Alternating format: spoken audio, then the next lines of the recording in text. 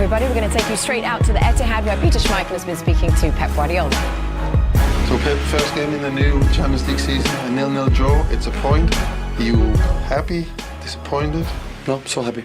You're so happy? I love the team. I like the way they played, and we cannot expect defending so well the Italian team for so deep. I create 20 chances, but we create enough chances. It was so clear. We concede few. Of course, they are so good in the transition, especially in the first half. Like where you are alone and you lose the ball, you are alone, you lose the ball. It happened a few times with Kevin. It's impossible to control the transition. So, but in general, I like it. And you got Rodri back today. Yeah.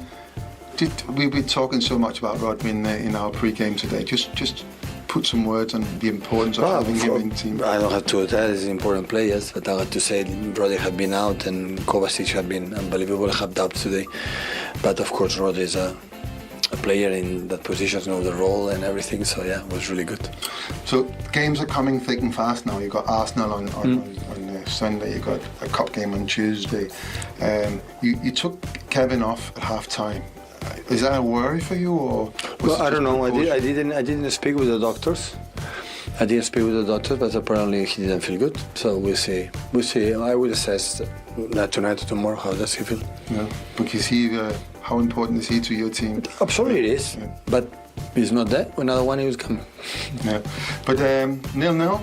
It's a good start. How do you in this new format? How do you look at it from a coach's perspective? It's winning games. We play for win. I try to judge my team for the performance and not. But 7 games, and we'll see. It's a new format. They have to win games here, and at the end we will see what happens. You like the idea about the new format? I would say it's what it is. So.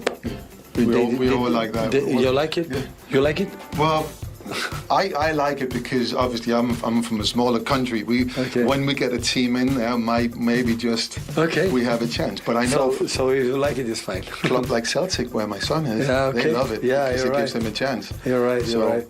But anyway, big game on Sunday. Good luck with that. Thank you so much. Thank you very much for talking to us. Thank you, guys. Good evening and a very warm welcome to our Champions League post-match show. It is so good to have you with us tonight, K-Dab. Okay. Sorry. Oh my God! Sorry, Malik. You've been really good tonight as well. What happened there? That's made me feel. That was worse than your Fox one. Kate Scott, Thierry Henry, Jamie Carragher, Micah Richards. Good to see you, everybody. It's still new. Let's talk about this Manchester City Inter game. What's up, Mike? No, I'm ready to good. move on? Let's all move on. Titi! Oh, wow. Leave me alone. I escaped death today. Leave me alone. What did you escape? No! Sorry, guys. Let's start Sorry. Private joke, sorry. Let's start with Erling Haaland, shall we? Opportunity for Erling Haaland. The big man didn't put it away, Mike. Yeah, he's been in great form at the start of the season. I mean, we know what Haaland can do. As a ball ping-pongs around to him, you just think he doesn't get the right connection. I mean, he just, would you call it a scuff, Thierry? He doesn't get the right connection he needs. And with but to the be fair, form if he does get the connection, I think Bisek would have got it. Got it as well, You know what I mean? So I think it was. I know what he wanted to do, but it just went wide. I think it's interesting watching Haaland. He's probably been the best player in the Premier League by a long way this season.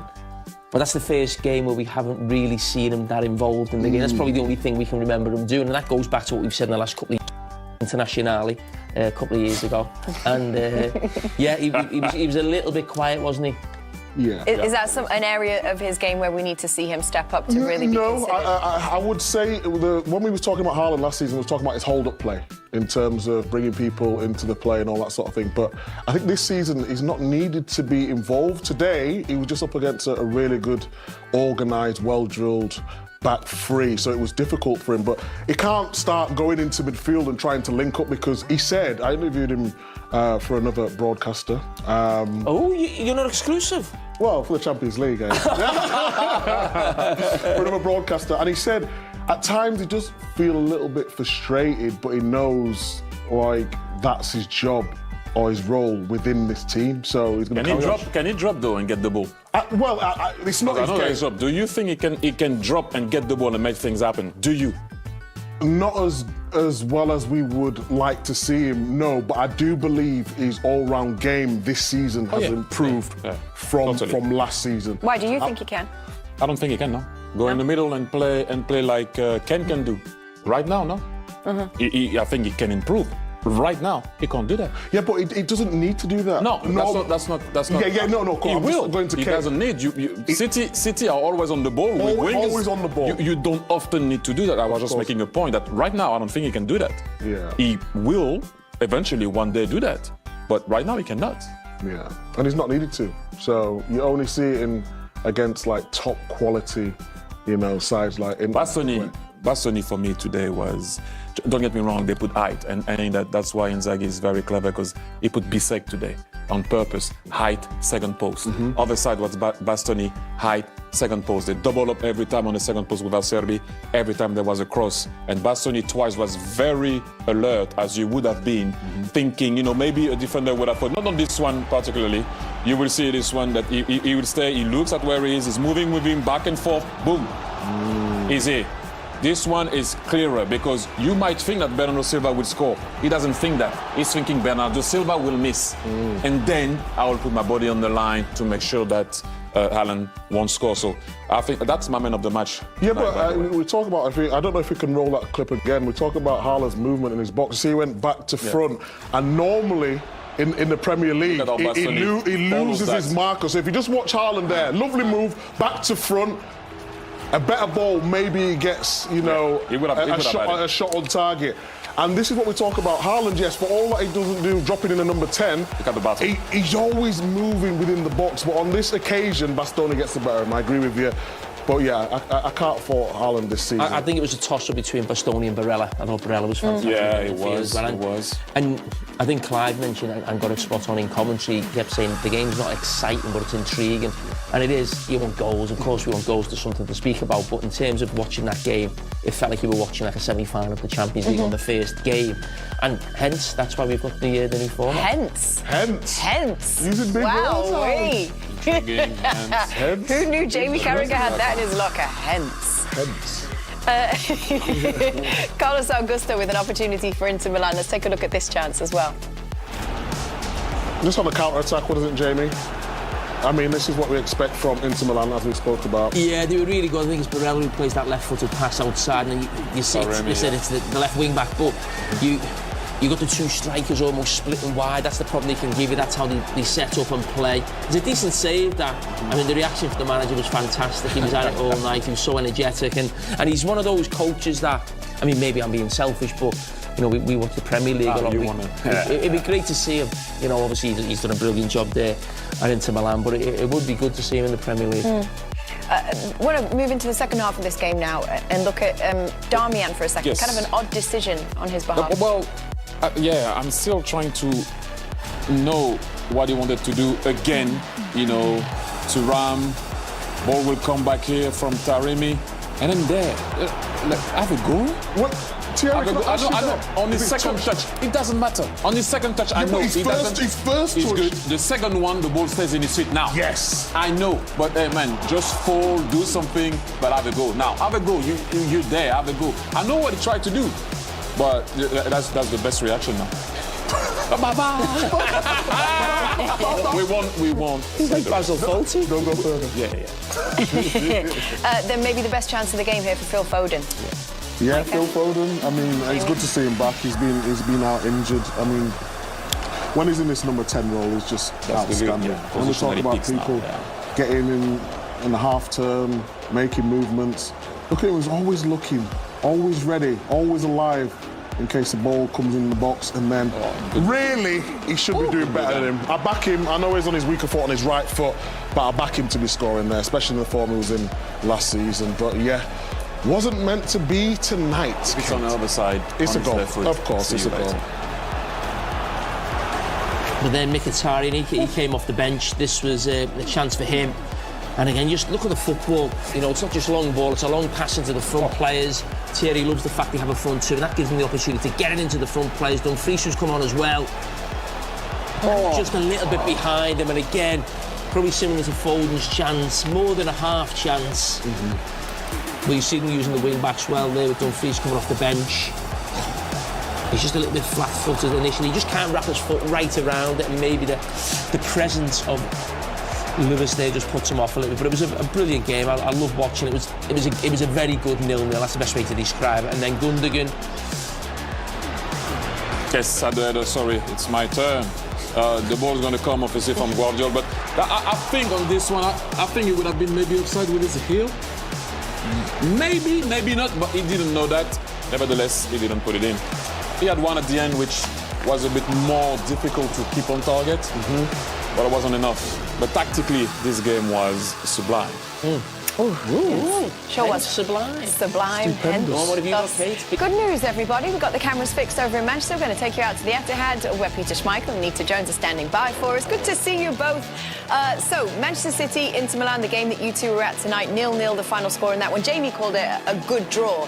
What were your thoughts on what we saw tonight? A good draw. I think it was definitely a good draw for Inter. For Inter, yeah, absolutely, yeah. And they're the first team to essentially have stopped Haaland since the start of the season. Well, that's impressive. I don't think it was a good draw. I thought it was a really, really boring game. and I'm sorry to say that. I thought Inter did really well in stopping Man City playing. Because I love good football and I like excitement from the crowd. It was dead. I mean, the Etihad today was absolutely dead. The only people we could hear was the Inter supporters. They were quite good, but there's no atmosphere in the Etihad today. And normally you think, well, big European nights, but it didn't happen for them. No. And I think... Peter, are you disrespecting my club like this? What's happening? It's his club as well. Micah, once in a while, leave the studio, come out and experience it. Just sit there and judge us for what we're saying. It wasn't there. Honestly, I was today, there on Micah, Saturday, Pete. yeah, but they might have left all the atmosphere there on Saturday. It was honestly, it was so flat. And I think that kind of, the way the game panned out, Man City was huffing and puffing and trying, and it wasn't happening. And we felt that as well. It wasn't going to happen for them. There wasn't a goal in this game. And actually, if there was a goal, it would have been on one of the counter-attacks from Inter. But it wasn't their day. And I think at the end of the day, they should be happy, both of them, with a point. But it wasn't a great watch. And you were very complimentary of Jan Sommer, who we were surprised didn't get man of the match, made some incredible saves, in particular in those dying moments of the game. Yeah. Jamie, because I'm a keeper, I thought Jan Sommer played really, really well today. He had some really good saves. I mean, the chances were there for Man City. Gundogan's 2 headers, I mean, they were sitters. But yeah, you know, it's one of those games. It's early on. It's the first game in the new Champions League. There are 7 more games to play. Nothing has been lost. Nothing's been won yet. So plenty of time for Man City to excel in this tournament. Well, if that one was boring, Peter, let's talk about one that I'm sure you didn't find boring, which was Celtic against Slovan Bratislava, 5-1, the final score. You've seen some highlights over there, and I'm sure seen Kasper celebrating towards the end. Mrs. Scott. Yes. I'm going to let you in on a secret now. I spent, tying in what I just said about the game, I spent a lot of time during the first half trying to connect to something that would make me watch that game as well. The Wi-Fi isn't great here. I didn't see, so actually I was reading on live commentary all the way throughout that game. That sounded to, it was We'll reading. show you some highlights. You want to see some highlights, Peter? Thank you very much. There you Absolutely, go. yes. I've been dying to see this. Oh, what a header that is. What a handsome fella he is. I've been watching every Celtic game apart from this one. They've got some really, really good players. They've got a lot of pace up front. They've got 3 Japanese players, so fantastic. I mean, here all 3 of them are combining, and they've got Kuhn on the right-hand side, who, I mean, the pace they have is incredible. And the test is, of course, can they transfer the form they have in the Scottish League to the Champions League. Slovan Bratislava isn't a great team, so today was a really, really good test for them. Can they go up against a weaker team and produce the same kind of form? 5-1 is a great result. Next time, it's Dortmund, and Kate, I'm going to be there. Oh, whoa! I've got permission. Yes. Thank you very much, Mr. Radovic, to be not at the yellow wall, it's going to be in the green wall. Wow. And I can't wait. It's going to be some experience that. It is. I think you've probably got Jamie a bit jealous of you there. Peter, can I come with you? Honestly, Micah, I would love for you to be with me. Okay then. But Peter, if you're going to be together, you need to know a little secret about what happened with Micah and your son. And the youth team at Manchester City. Do you want to fill us in, Micah? What happened? Well, you want to tell the story, Jamie. Go on. Well, this is really interesting. He told us they were this was only revealed tonight. First I've heard that Casper was a year above him in the youth team. Correct. And there was a little bit of, you know what it's like, young, you know, who's the top dog of the youth team and who's like the main man. So there was a little bit of friction there.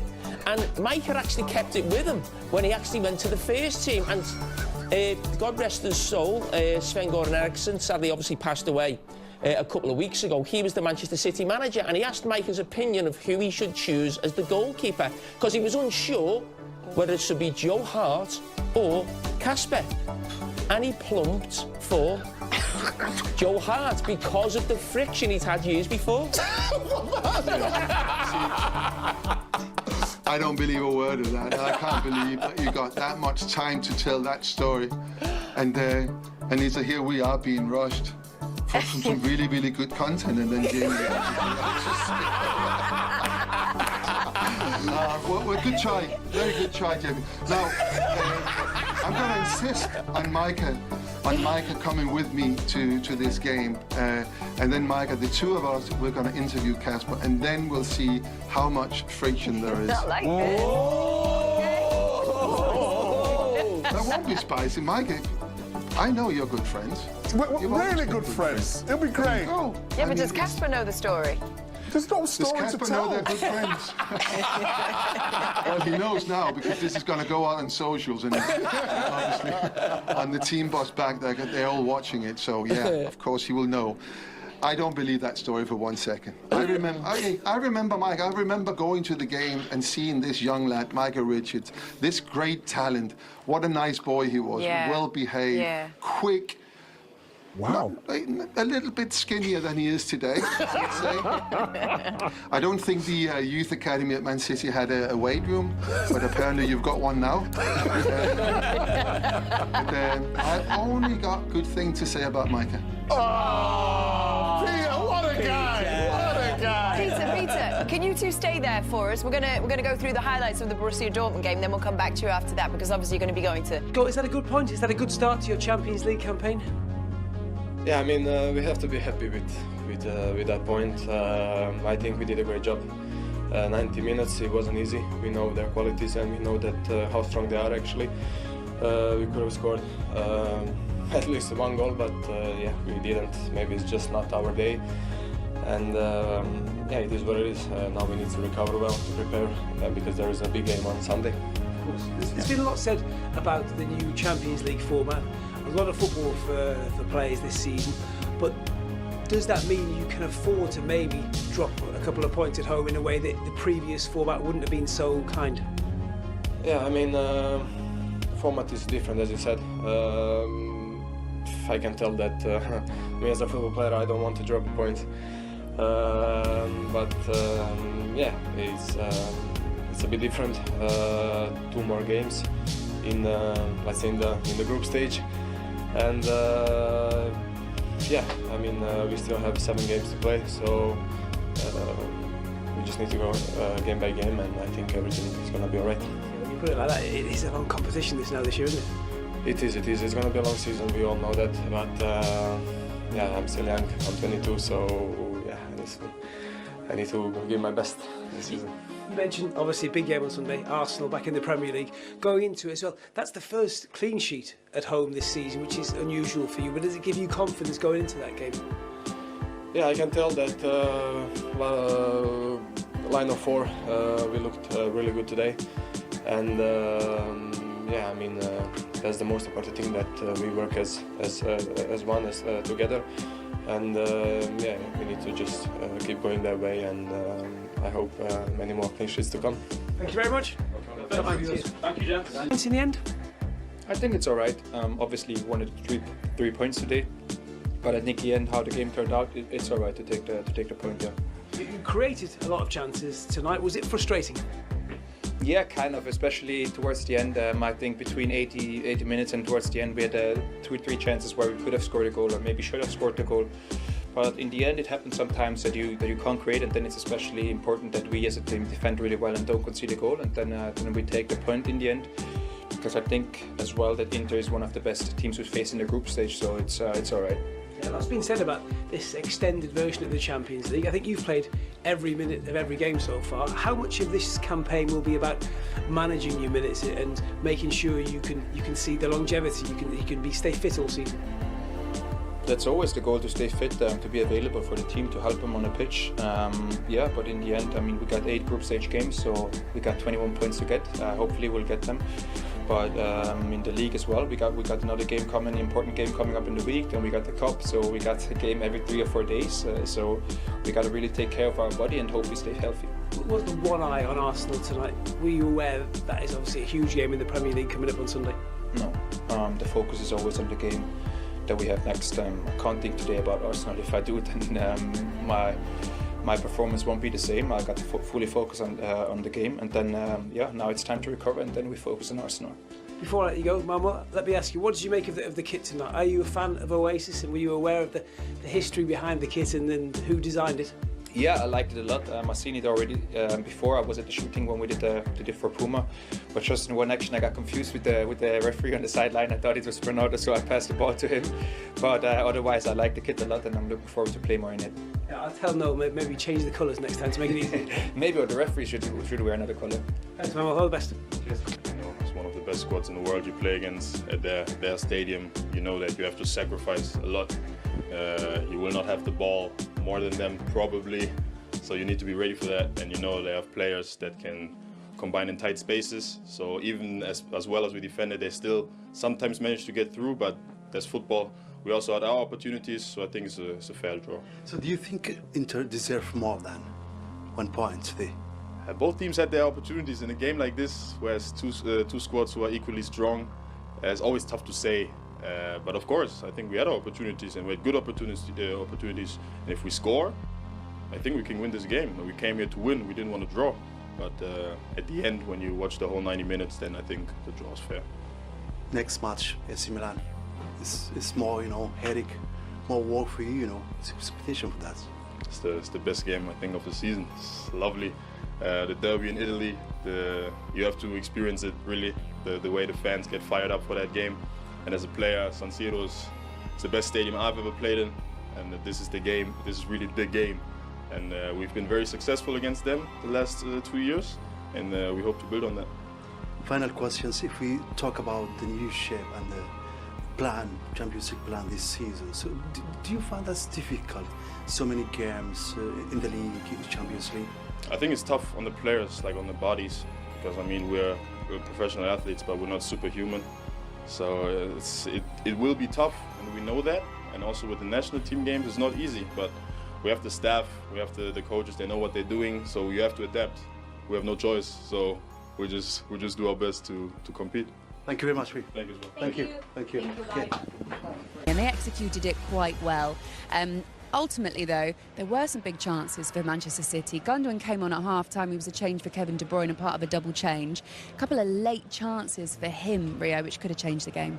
Yeah, and he's a guy that you'd like these chances to fall to normally, because he's a guy who knows how to finish big moments as well, and he's accustomed to being in there, but he just wasn't to be today. Timing maybe, just a bit of luck maybe, I don't know, a bit rusty. But I think he'll be pleased that he's getting in there, and I think you're more disappointed when people aren't getting on the end of things. He's getting in there, it's just, again, it's down to that quality of finishing at the end of the day that I'm sure on another day he dispatches one of them, if not both.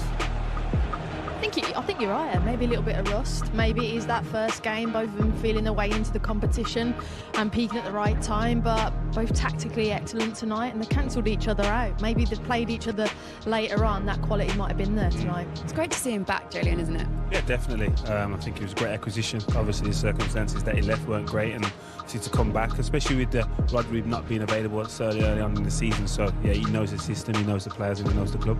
Karen, could Man City have done a little bit more? They're a little bit slack. I I think you have to give credit to Inter and how they defended, but I think the sharpness, like I just mentioned, maybe wasn't quite there. I maybe would have thought some wide players like Doku could have come on a bit earlier because you need 1v1 jinxers. But look, Bastoni's a good centre half. We talk about him on the ball, but he's really muscled Haaland out of there. This is the slick movement. It have to be so precise when you're playing against a back five and there's so many people around there. When you have to be so, it has to be on the money. And this one there, you'd be disappointed, the execution, not hitting the target, but it was like that most of the night. I think the guy said it in commentary that one of the defenders, one of the back five was getting to people. Every single opportunity they had or half chance City had, there'd be a blue and black shirt straight up in their faces and not giving them that time. And that comes down to structure of the team as well. The way they're structured, they all know their roles and responsibilities, and they're a very, very, very well-drilled team. Inter were well drilled tonight as well, weren't they? But could they have done more with it? Huh? I meant Inter. Oh, sorry. Sorry, I wasn't actually listening. No, I was really. Sorry about that. But Inter were well drilled. On the counter-attack, when they had those chances, could they have done more, or were they not really enough? Yeah, they would have felt they could have done more, but again, they came in with a clear game plan, not to be played through, to put out wide, and they did that, and they understood the assignment in regards to they wasn't going to get a lot of time to attack. It was going to have to be 2 or 3 passes, get up the pitch, and they do that, but again, it just wasn't clean. And what City do, as good as they are in possession, when you do win the ball back, they make you have to be super efficient, and you're only going to get 3 or 4 passes, and by the end of that opportunity, we're going to have 6 or 7 players back, and you have to get a shot. This guy there, Borelli, was absolutely different gravy tonight, you know. I think it's just confidence as well for them in the final third, and you have to be so switched on defensively when you have to flip it and go and attack. It's a different mindset. Make sure you don't concede. I mean, this was top quality football as well, but they did play when they had the chances, didn't they? Yeah, I thought at times they were a bit surprised to get in as much as they did, it seemed, when they got into these areas. It felt like, and this is a great chance here. Yeah. He's just got to hit this into the ground. Yeah, so this surprised me because he's a technician. Yeah. So that surprised me they didn't hit the target, and I think if he does, he probably scores. Give credit for City's defending as well in this game. Yeah, I thought both teams, they put pressure on the opposition when they get into decent areas, and I think they made chances like that not as clear cut because the people are getting to the ball and putting their bodies on the line, and I think you have to do that. Defenders at this level know how to get in good positions to make it difficult for strikers. There was another moment as well, and this is Damian Backheel that had our commentary team and you guys as well rather animated. Talk us through this one, Jolien. Yeah, it's a strange decision. Even if the backheel is a successful one and it goes to a teammate, I'd still be questioning why would you not take the shot on, and I think that's the frustration from the manager and the commentary. Yeah, I think shoots. You've got a clear opportunity on goal. You haven't had many clear opportunities throughout the shoot, man. His first touch though, Rio. Goes this wide. one here, no, it's too tight to him there. Then he takes another one, then he's thinking, oh, don't fancy it. That was a right back in an attacking position when if ever you saw one. He had no understanding of where his touch should go. The quality there, running at that speed, it just didn't. It all was HD at one moment and went blurry. Do you know what I mean? You can see there what Inzaghi thought about that, and you can imagine what he might be saying to him. What are you saying to him as a teammate after that when you're going back inside? The manager? No. What are you saying to if you're his teammate? Oh. Yeah, we kind of know what the manager's going to say because we can sort of read his yeah, body language. Yeah, because his temper looked like mine when it was fed. No, you're just fuming with him because you work so hard to get in those opportunities, that confidence. But I do think his first touch let him down. But I think just say, mate, watch the clips. I think I walked straight in and I'm searching him out. Where is he? What was you doing? But I think that's why they brought on Dumfries, because if they're going to get them opportunities, and he's more comfortable in them environments and them scenarios. So look at that. You'd avoid him, wouldn't you? Head down in the corridor. Mate, that's funny. Well, look, City might not have scored a goal today, but they also didn't concede a goal. Clean sheet for Manchester City in their first Champions League game of the season. And Ruben Diaz was part of that. He's been speaking to Jules Breach. Ruben, a draw to start the Champions League phase. How did you find it out there? Very intense game against a very strong opponent. We knew what was coming. They're a top team as well. They used to win. And obviously, we knew we were not going to have an easy job. In the end, I think the team had a great performance. We were very close to score. We take it, and obviously we move forward. But it was a very good test as well for us to play against such a strong side. Yeah, Gundogan with 2 chances right towards the end, so close to finding a winner. Gundo had 2, just the one with Phil as well. and well, some others that came up, but especially these three definitely were clear ones. But it happens, it's football, and we're here for what's next. Inter looked particularly dangerous on the counter-attack. As a team, what did you try to do to prevent that?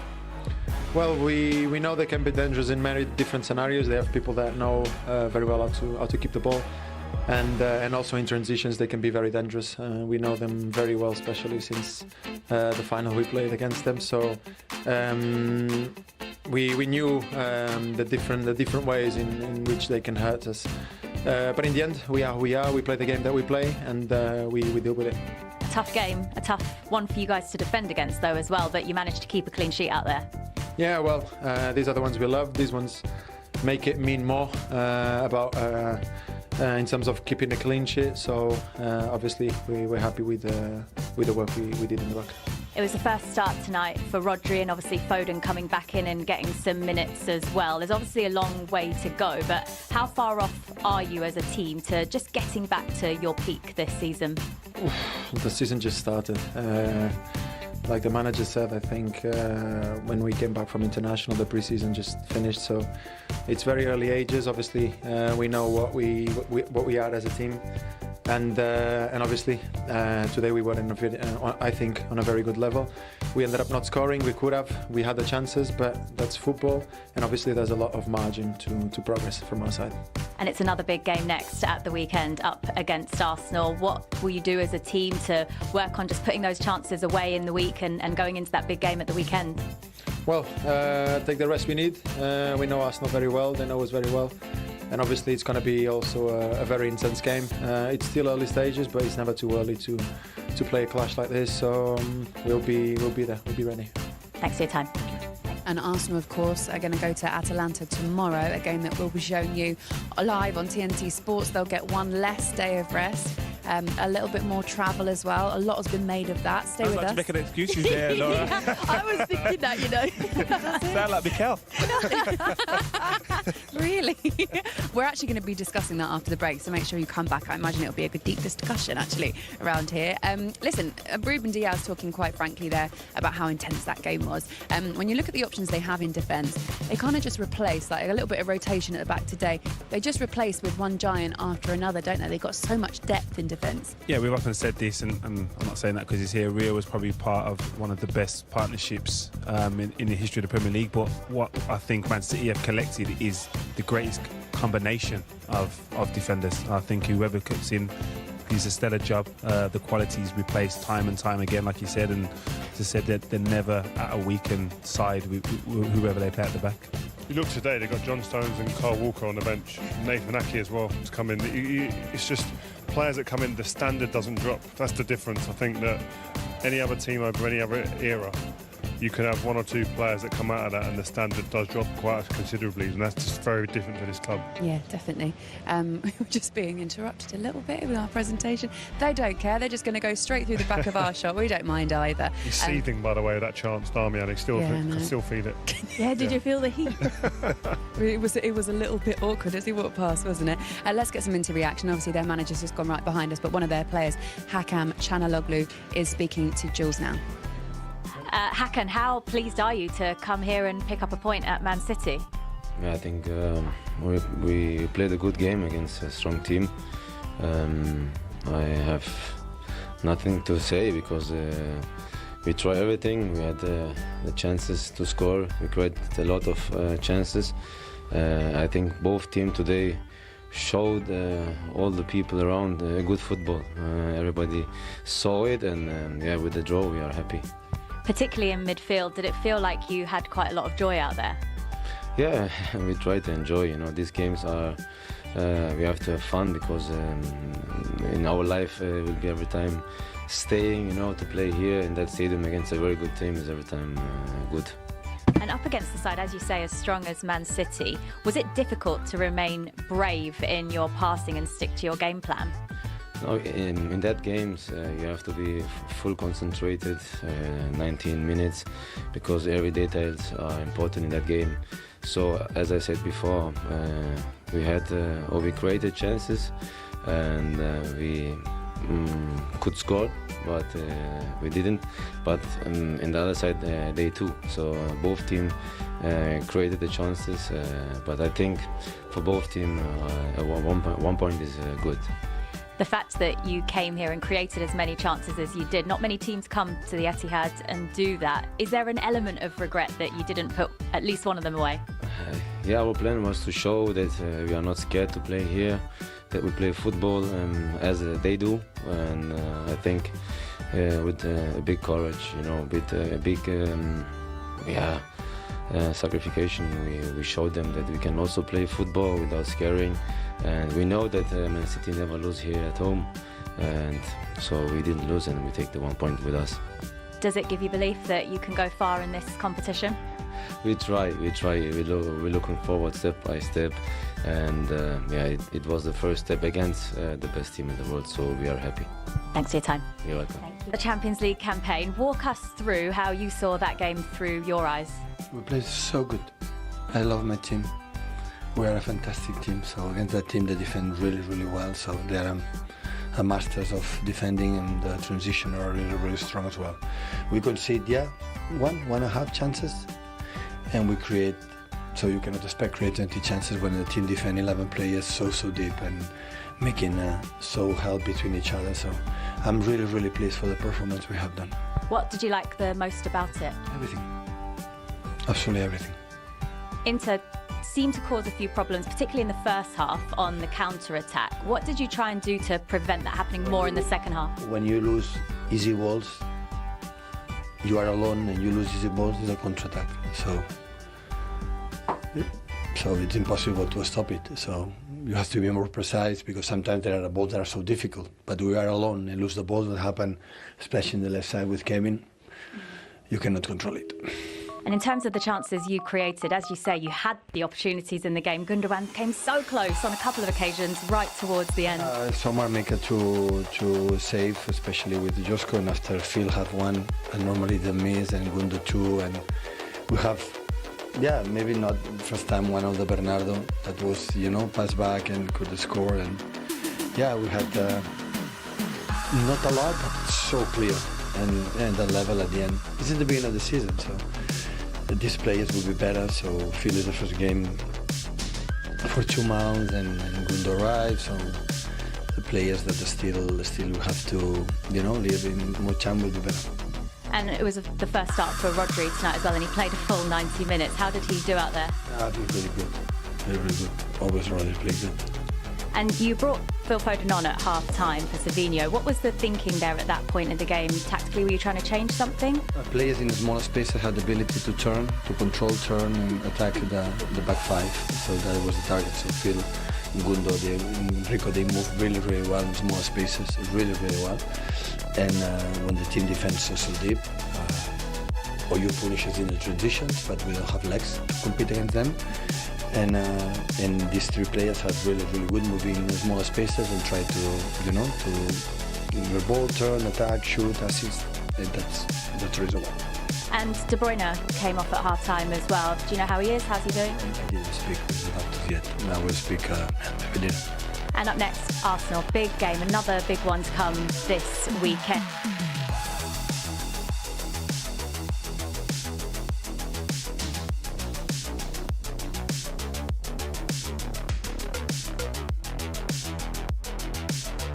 Totally Football Show today, Champions League. Big first day thumpings and no returns. They don't exist anymore. We go inside Bayern's number 9, hear how Celtic ended the summer of Bratislava, discuss why Zeno de Bas should be simply called Simply, and get more midweek conclusions. Then Premier League match day 5, Man City face Arsenal and the pick of the other fixtures, and Toto Les Football Show, we salute Salvatore Schillaci. Thursday the 19th of September. Listener, thank you for joining us on board today. Hello, Duncan Alexander. Hello, James Richardson. Tom Williams also with us. Hello, Tom. Hello, James. And it's Colin Miller. Hello, James. Making it 3. How you doing, Colin? I'm very well. I'm slightly fatigued from a busy week of football. Yeah, because you took you took the busy midweek and added some Carabao Cup to it as well, didn't you? Yeah, and some La Liga, some Eredivisie. Yeah, there's a lot of football going on this week. I think a lot of people might have missed just the volume of games, and it's the fact that it's spread across so many competitions. And of course, for this week, we also have Champions League football on a Thursday as a rare treat. We're going to be talking about the first 2 nights of the new Champions League format. Looking ahead, as I mentioned, to match day 5 of the Premier League. 2 days out of the initial 3 done with 12 matches played. Any thoughts on the new format, Tom? Yeah, I think the first thought that occurred to me is that this competition's name is destined never to actually make sense, in the sense that when it was launched in 1992, it was for the champions, but it wasn't a league, and now it's been relaunched. It is a league, but it isn't just for champions. That aside, I think sort of the enormity of the competition, seeing the league table for the first time, and the realisation that the sort of mission creep of the Champions League is well underway. You know, the big clubs have kind of got this sort of version of a Super League, and I remember having the distinct thought that when we come to sort of January in particular, and those pivotal matches that decide which clubs go through to the last 16, which clubs go into the playoffs, which clubs are knocked out of European competition altogether, that all domestic football is at risk of being sort of sidelined while all that's going on. And I think that could more than the group stage used to be. I think so, yeah, because there should be more jeopardy. Occasionally in the Champions League in recent seasons, you've got to the final round of group stage fixtures and there have been 1 or 2 big clubs who needed a result and who would maybe rest players for the preceding league game, etc. Whereas because of the new format, you could have like multiple big clubs who desperately need a result to stay alive in the Champions League. And seeing the league table and kind of, you know, beginning to engage with the competition for the first time, I've sort of began to realise that it could be more of a tipping point than I perhaps thought. It might mean more later on. I felt this week meant much less than an opening night of a group stage would mean, because 2 reasons. One, because if you mess around with the formula, it automatically, I think, loses authority. I mean, that's what tournaments base their importance on, the tradition, the repetition. And the second thing is that when you have a group stage, because I look at the fixture, I think it's just kind of wild freestyle jazz. I don't know what anything really means.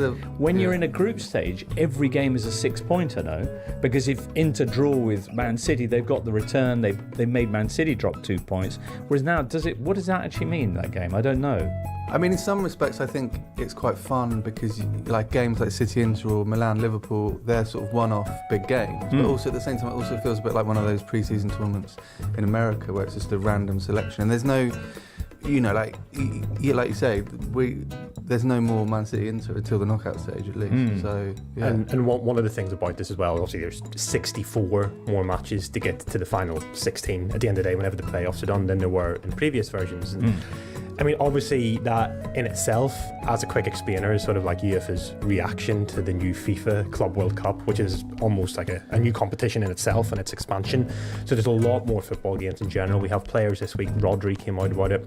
Barcelona's Jules Koundé said last night that, you know, people need to start listening to footballers because there's a possibility we could go on strike. We have the power to do this. And there's a lot of discontent, I think, within football players, within coaches, I think within a lot of fans as well. There's just a lot going on, especially with the ticket prices for a lot of these games. At Aston Villa were the sort of English club that were in the news about that, up to £97 for tickets for these matches. And you sort of think a lot of these clubs at an executive level might actually almost prefer to go into that 2-legged playoff rather than go straight through, because that means they've got extra games and extra income coming in through this tournament. And I think when you look at teams like young boys, who obviously Aston Villa beat midweek, and Dinamo Zagreb, Red Star Belgrade, they're going to be getting so much money from this competition in comparison to their domestic rivals, and that's essentially, in one hand, it's a good thing that money's being spread across Europe, but because it's going to just essentially one club in each of those countries. It's skewing their domestic competition so much. So there's a lot of concern. Not in the case I think, of young around boys who are currently bottom of the Swiss league. Well, after 6 games, but they have won 6 of the last 7 titles, and this is a club who aren't naturally the biggest club in Switzerland. And you look at Celtic's dominance in Scotland and so on and so forth. You've got a lot of these clubs who've essentially created hegemonies in their countries, and that, I think that in itself is a concern of how much, as Tom sort of alluded to it there, like domestic football is slowly starting to lose its authority over its own clubs. I think Celtic's a good shout on that as well, because I think it does suit teams like Celtic. I think they've got a much bigger chance now of getting through to at least the playoff round. But yeah, it's going to sort of subsume their kind of interest until at least January, if not further. So yeah, I mean, obviously there's been talk before of countries like Scotland and Scandinavia and Holland sort of combining their domestic league, but yeah, as Tom said, seeing it as one massive league table it's a whole new ball game. There you go, actually. Nice. Thanks, producer Charlie. Let's get some headlines from the opening 2 nights of the first round of matches. Man City drew 0-0 with Inter in perhaps the biggest game of the opening set of fixtures. Kevin De Bruyne, though, going off at half-time in that game with an unspecified injury. All the other favourites won. Villa 3-0 at Young Boys. Liverpool 3-1 at San Siro against Milan. PSG victorious against Girona, but only thanks to a last-minute goalkeeping howler from the ex-Spurs and Fulham goalkeeper Paulo Gazzaniga, who let Nuno Mendes' low cross slip through his legs. There were 3-1 wins for Real Madrid against Stuttgart. Third goal for Real coming from Endrick, who's now their youngest ever scorer in the Champions League at 18. Juventus by the same scoreline at home to PSV. Celtic had a club record 5-1 win against Slovan Bratislava, and Bayern had a Champions League record 9-2 victory over Dinamo Zagreb, featuring an absolute banger from Rafael Guerreiro. Ooh, there was some beauty. Some beauty. There were some belters. There were, weren't there? I mean, that was lovely because Musiala doing the kind of flicking it on with his chest.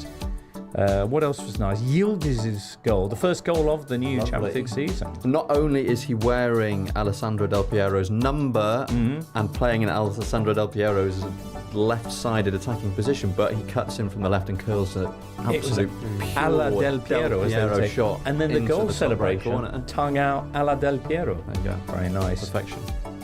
Zeno de Bast. Woof. Meaty. De Bast with De Blast. Yeah, it was nice. a stunning shot. Stunning. From a central defender, I think it's particularly satisfying with a defender who's sort of just gone a little bit AWOL and just let fly into the top corner. It's brilliant. His first ever goal was as well in football. And it's the third. Specifying in football.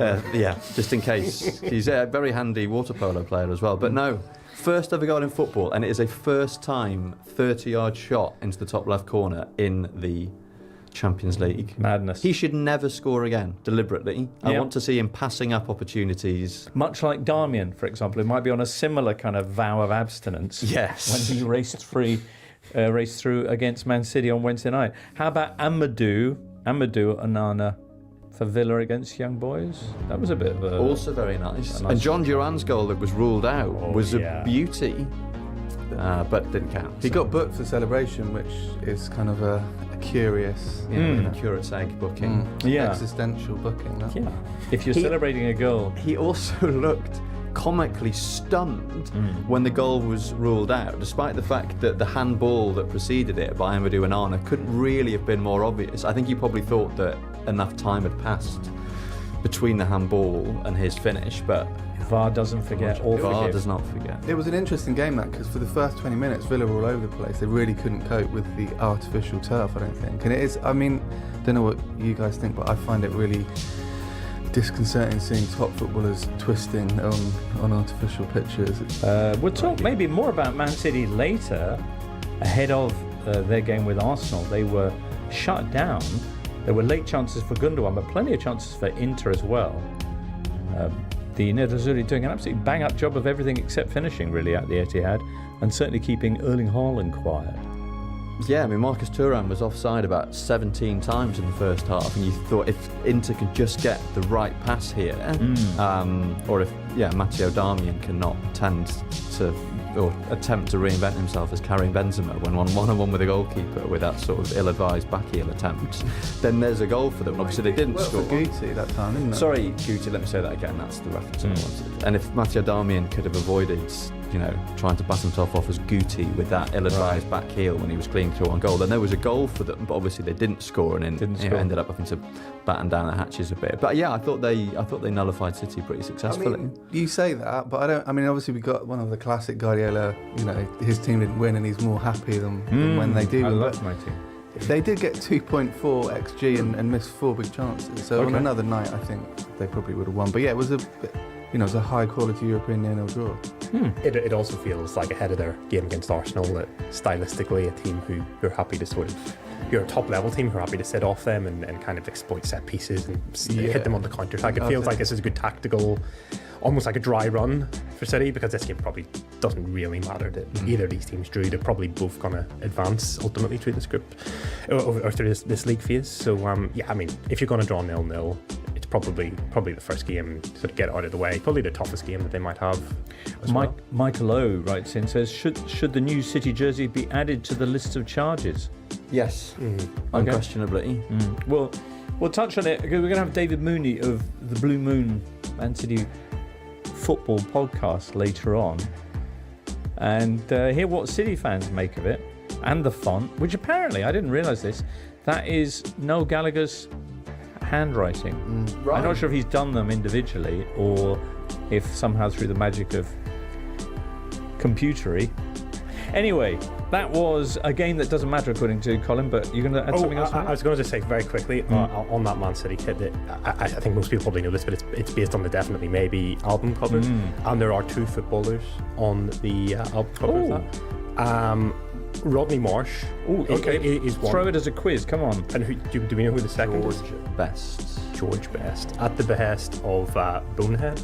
Paul Arthur's, obviously his birth name, the bassist of Oasis. Hang on a second. So it was strange that George Best featured on that, right. But I think the story was that the Gallaghers sort of admitted that George Best maybe transcends football a little bit, whereas Bonehead was a Manchester United fan. But Best and Marsh both played for Fulham. So maybe the Definitely Maybe album cover would be more adequate for fantastic content. And Well, Duncan, you were at Main Road for that concert, were you? In '96. There you go. I was. All right.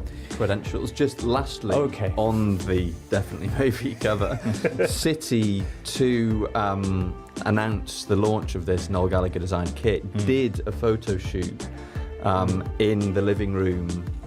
And it's one of the band members' living rooms, I think, or like the band members' auntie or something. And they, I think it was like Guardiola and a couple of players, and they. De Bruyne's there, I think. Yeah, De Bruyne's in there, and they basically sort of remade the. Who's lying on the floor cover. with the glass of wine? Was that De Bruyne, maybe? Maybe. Guardiola, I think, is sitting on the sofa, but they replaced the George Best picture with Colin Bell, I think. Really? They made sure that there were 2 City players in the photographs, which a bit small time, but. There you go. Well, moving along, Milan manager Paolo Fonseca is definitely maybe heading out the door. They're already unhappy with him. They did get a win at the weekend against the worst team in Serie A, Venezia. But then on Tuesday, they took the lead against Liverpool and then lost 3-1. The fans put up a big banner. No, the fans chanting at the end, "Fuori coglioni," grow a pair, basically man up. And all of this was watched by the man who took Borussia Dortmund to the Champions League final last season, Erdin Terzic. He was there in the stands observing. I don't think he was there on a holiday, is the feeling. Anyway, Milan play Inter in the derby on Sunday night. And Fonseca did great things at Lille. Like the sort of feeling was that of course he's going to leave Lille. Like his time has come. Like Milan is the right sort of stature of club for him to be, going into. Lille played fantastic football, sort of overachieved a little bit, relative to their resources. But yeah, obviously. He struggled at Roma though, didn't he? He did. A difficult situation, and I think Tuesday night they were playing a Liverpool side with a point to prove after their defeat at the weekend. Liverpool certainly were fantastic. Yeah, they obviously started in the worst possible way. I mean, people were surprised to see Tsimikas playing at left back, and he did sort of lose his man for Pulisic to score. But then in a kind of weird first half, the 2 fullbacks assisted the 2 centre halves, which doesn't happen. A goal contribution for each member of the back four at half-time. What a lovely moment. The full Tony That's quite Inter, to be honest. That's quite an Inzaghi trademark football. But anyway, yeah. Yeah, and then carried on the second half. I thought Cody Gakpo was really good, playing on the left, which he hasn't had much of a chance to do for Liverpool. Kind of weird, because that is where he generally excels. So, yeah, I think that was a positive. I think he might keep his place going forward. And the Slot was slightly dismissive of Luis Diaz after the game, saying that he would have played Gakpo there against Forest, but he was a bit tired. So yeah. Okay. And one of the questions about Arne Slot going into Liverpool was that he's obviously a very good coach. A lot of people have a lot of good things to say about him. One of the things that wasn't clear was how he would react to adversity. Certainly when you're at such a big club, there's such a spotlight on you, and things start to go wrong. How do you respond to that managerially? And obviously the defeat to Forest at the weekend wasn't ideal, and then you go 1-0 down in Milan after 2 or 3 minutes, and you sort of think that could unravel. But there was quite a good bit of analysis done on this whenever analysing the goal that they conceded. They were so wide open for that Pulisic goal, but a lot of that was to do with their midfield pair of Ryan Gravenberch and Alexis McAllister, and certainly the lines between them and the defence was just far too much. But they made a bit of a tactical tweak and they came closer together immediately after that, and Milan just couldn't get out, and they were penned in, and it was dominance. It was total dominance in that match. I was surprised just how one-sided it was. Obviously Milan have been in pretty poor form, leaked a lot of goals, but for them to be so easily undone by 2 set pieces would be really disappointing from their point of view. I think that's probably the thing that maybe their fans just can't really accept, that maybe we don't have players that are as good as Liverpool, but we could certainly try to nullify them a bit better from that point of view. After 5 games, I think James Horncastle at the end of last season, whenever Milan were linked to Julian Lopetegui, was saying that Italian football, it's kind of a little bit adverse, the head coaches who don't have a background in Italian football, and they're a bit dismissive with them. And I know Paul Fonseca was at Roma for 2 seasons, but he's sort of outside of that bubble as well. And it's almost like whenever things start to go wrong there, people are automatically thinking, right, well, maybe it's time to make a change. So it'll be interesting to see how they respond to that, because they've got a lot of very talented players in that team, but again, it looks very unbalanced at the minute. And Liverpool were impressive, but their opposition could have been slightly tougher, I think. All right. Inter will be Milan's opposition Sunday night. Elsewhere in the Champions League opening 2 nights, you had Bayern's 9-2 victory over Dinamo Zagreb. Duncan, I know you love a unique scoreline. Have we had 9-2s before? Not for a while. I mean, there was one in League 2 last season. In the Champions League? No. Never. Is that the most goals that any team has scored in the Champions League? I think 9-2 might be one of those scorelines that we don't yet associate with one particular game. There are certain, Well, the last time it happened in the top flight in England was in the early 60s. Spurs beat Forest 9-2, but no one ever remembers that, do they? Tom, your tweet at the time, I'd 9-2 be the person who waited too long to make your tweet about this game. Yeah, I was thinking of I'd 8-2 be a Dinamo Zagreb fan, and then they scored the 9th. 15 likes, James. Did you? There's no respect for wordplay these days. In real time, tweet construction advice from James Richardson online, like I did. No, I was at a loose end that night. What can I tell you? So that Bayern though, that's 4 wins out of 4 for Vincent Kompany, and 15 goals scored in 2 matches, because they put 6 past Holstein Kiel at the weekend. Harry Kane in this match Sorry? He was fuming.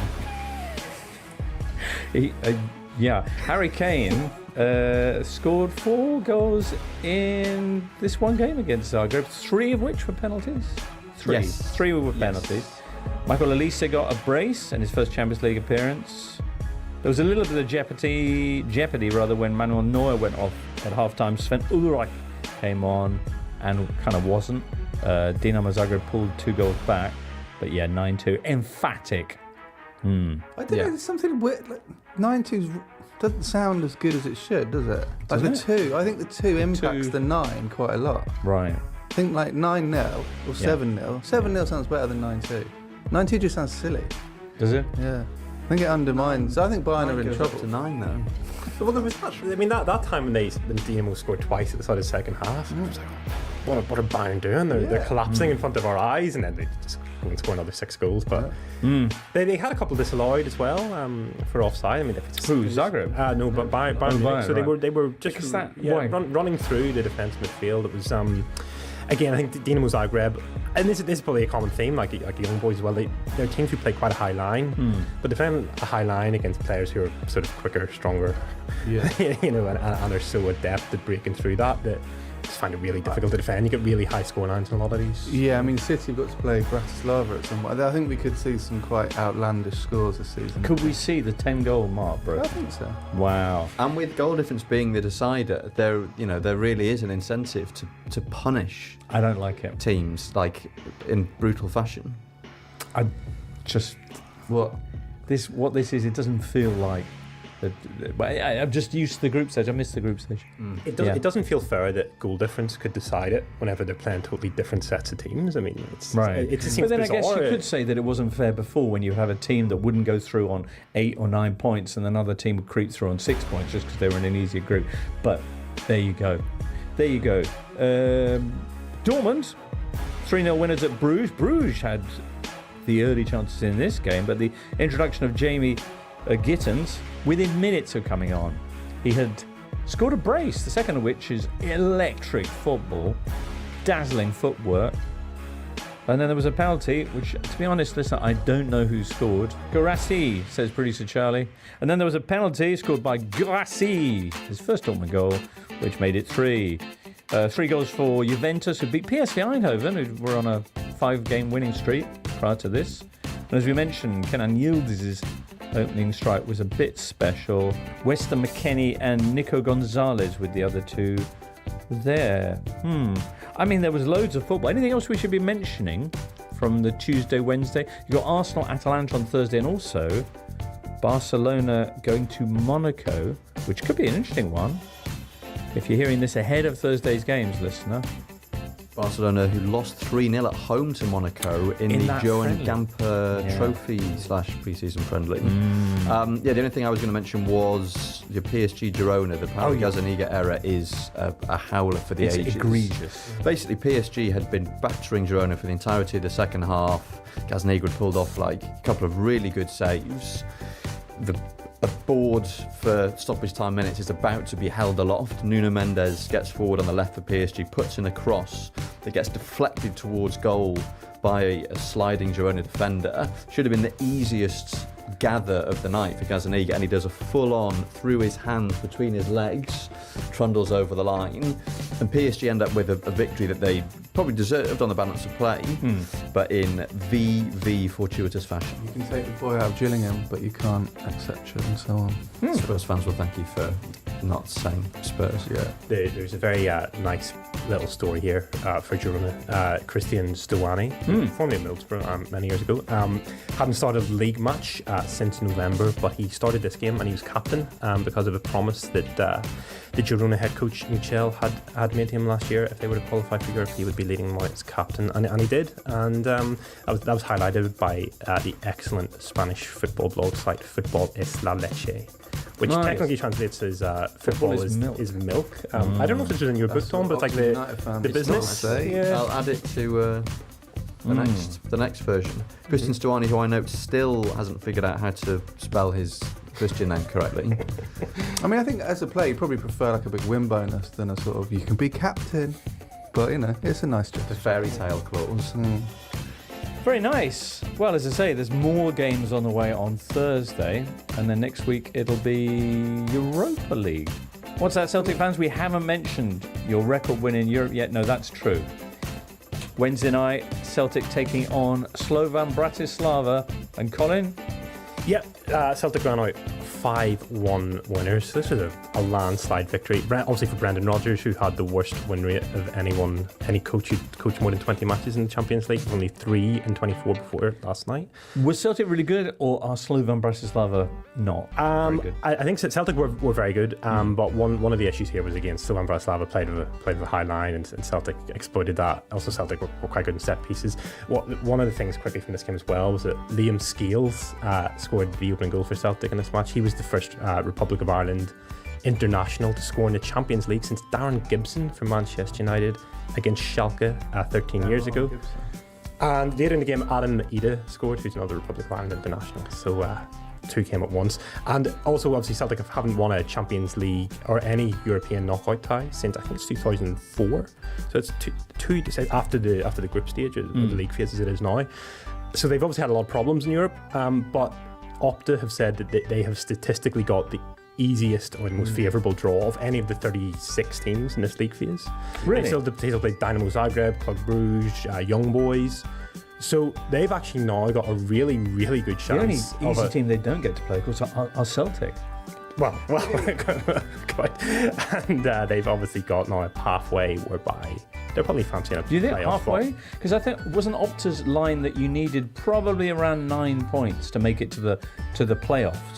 Yeah, to get, because basically anything from 24th upwards will get you into the playoffs. So yeah, I'd say no. So who's next for Celtic then? They have got Dortmund. next Dortmund, week. okay. Away. Paul Lambert. Also for former player chat, the top 3 as we speak in the league, Champions League, which is not that pleasant to say, are Bayern, Celtic, Aston Villa. Alan McInally must be absolutely loving it. Played for all 3 clubs. Brilliant. Who, if Celtic got the easiest draw, according to some boffin somewhere, who got the toughest one, Colin? It's a good question. Is there a site that'll tell us? Okay, hold on a second, friends. I only heard that we were 30. Right, because that's interesting. Because to be honest, I was watching the action with my son yesterday, and he was saying, "So who's got? What are people saying? Who's got a good draw or a bad draw?" I have no idea. I've no idea. Well, Celtic have got Dortmund, Atalanta, and Leipzig, who are the tough games, but it seems fairly generous, I think. So yeah, Celtic have got the easiest. Then Bayern. This is according to who, then? To the boffins at Opta, my former friends. Right. Well, some of them are still friends, but yeah, Celtic, Bayern, Dortmund, Barcelona, Villa have got the 5 easiest, based on sort of ranking of other sides. The hardest, Paris Saint-Germain. Ooh. And Who've they got? They've got obviously. Well, this isn't in order, but they've got Barcelona and City from pot 1. They've got Arsenal and Atletico Madrid from pot 2. Salzburg and PSV from pot 3. Okay, and Salzburg have got absolutely tonked this week, but yes. Yeah, and then Girona, obviously, already played, and Stuttgart from pot 4. That is quite tricky. Liverpool got the 3rd hardest, actually. Have they? So yeah. Go on then. You want them? Go on, let's have Liverpool's fixture list. They've got Red Bull Leipzig and Real Madrid from pot 1, Leverkusen and Milan from pot 2, Lille and PSV, pot 3, and Bologna and Girona from pot 4. I don't think it's that tough. Boffins in the mud, claims Richardson. That's what I'm saying. Anyway, that's enough Champions League for now. Well, it'd be remiss of us, James. This is the problem with an expanded competition, anyway, for these podcasts. It's too much to fit in, but, the experience of this new Champions League format was slightly tarnished for some of us watching at home when we tuned in to watch our beloved goal show, only to find ourselves watching a reimagined show. Anyway, I mean, I can't comment really, but Well, we can comment for you, and I think we have. There you go. Progress, Tom. Football match is on, and we will do 2. As next up, let's move on to a bit of a salute to Salvatore Schillaci. Lovely stuff, Tom. Sad news from Italy on Wednesday morning. Listener Totò Schillaci passing away at the age of just 59. He'd been unwell for some time, of course, and Schillaci, as I hardly need point out, probably the man who I think symbolised Italia 90 for people all over the world. And it's hard to think of a player who embodied a tournament, any tournament ever, the way he did that magnificent competition. He was the hero of Italy's run to the semi-finals, which they lost on penalties to Argentina. Scored in that game. But I don't know what it was about him. I mean, whether it was his kind of wild-eyed approach to playing, the way that he celebrated his many goals like a figure who'd just been hit by fusillade in a Goya painting, if you know what I mean. Or the fact that he came, for most of us, out of nowhere. I mean, even the Italians he wasn't expected to be playing, but he came on in their first game to rescue what was a goalless draw against Austria and never stopped and really embodied the Italians' passion and desires in that tournament in which they'd staked so much. I think he's really popular in England as well, and probably Ireland as well, because that tournament had it sort of bubbled out of nowhere, and he kind of embodied that in the same way that, say, Paul Gascoigne did as well. Yeah. And, neither of them ever played in the World Cup again. So it was just, he was, like you say, just a sort of force of nature. And sometimes football's like that. We got used to Messi and Ronaldo being great for 2 decades, but sometimes great footballers just appear like a... Well, you had that Italy team as well, which was kind of impossibly glamorous in their Diodora clogs. Remember Zenga? Yeah. Or you have Brazy at the back looking a little bit more unkempt, but Zenga behind him, immaculately poised with that silver jersey, looking like a space keeper from the future. You have Baggio, you have Yali. Aldo Serena's weird sideburns, which fascinated me as a child. And then through all of this, out of nowhere comes this kind of wild dog of a striker. And the Italians fell in love with him. Scored against Republic of Ireland, scored against pretty much everybody, including England. Tom. And also his name. I mean, in this country, in the Anglophone world, I mean, Schillaci sounds like a name that you make up for yourself if you want to make it sound like you're really good at football. Just like a great name to hear, like yelled out by a commentator when he scores. And I mentioned this on Twitter, but my first football memories are of Italia 90. I think Schillaci's name was one of the first footballers' names I ever knew. Schillaci, Maradona, Hullet, Gascoigne, all the stars of that World Cup. Roger Miller as well. Higuita. He was very popular in my playground. But I mean, I think someone who, for people who remember that tournament, I think particularly for people who were sort of, for whom that tournament is a formative memory, like Schillaci just, is a name that really resonates. And obviously, you mentioned, James, that he scored against Republic of Ireland in the quarterfinals, which was the only goal of the game, and that brought an end to their first ever World Cup campaign. And you kind of think, maybe he's a figure that they, maybe don't associate with overly positively, but actually he became a bit of a cult legend in the Republic of Ireland because his name is so synonymous with that tournament, which they obviously had so many happy memories from. And he actually starred in an ad for the Irish Ale Smithwick's in 2002. For the what, sorry? The Irish Ale Smithwick's. I don't know how familiar. Oh, right, a beer. Listeners would be with that particular brand. But the aquatic creature. No. Gotcha. Well, he did a lot of TV work. I mean, notably in later years, with a new head of hair, he appeared on the Italian equivalent of Celebrity Love Island and was, I think, the people's choice, even though he wasn't the people's choice because he didn't win in the end. But he was the revelation of that competition in much the same way he'd been, to a greater extent, of Italia 90. I was fortunate enough to meet him once, says she, because after he had, I guess you would say, we had an amazing season, a couple of seasons with Messina under Zdenek Zeman in Serie B in the second division, which saw Juve snap him up. And he had a great season going into the World Cup, which is why he got the call up to be kind of Yali and Carlavadi's reserve. And exploded. After that, never really recaptured those heights. Ended up moving really early to Japan, actually, in 94, to Jubilo Iwata, with whom he won the title. And then he came back to basically run the soccer school where he'd himself kind of come through in Palermo. And so, I don't know, sometime, I guess in the late 90s, he went down to Palermo to talk to this kind of iconic figure. And it was really nice because he was such a gentle, kind of simple bloke. I felt he was shepherd-like. It was like going to meet a shepherd up on a mountain, and he'd be kind of simple, rustic ways, but, just passionate about his craft and, his flock with the young footballers, etc., and so on. And off he's gone to the big football meadow in the sky, and he was one of the nicest parts of the tournament. That means, I think, more to anybody than any other tournament. Yeah, I was just going to say, I'm not saying that the World Cup that year influenced the Ballon d'Or, but the top four was Matteus, Schillaci, Andreas Bremer and Paul Gascoigne, so yeah, maybe. Maybe. Yeah, runner-up in the Ballon d'Or.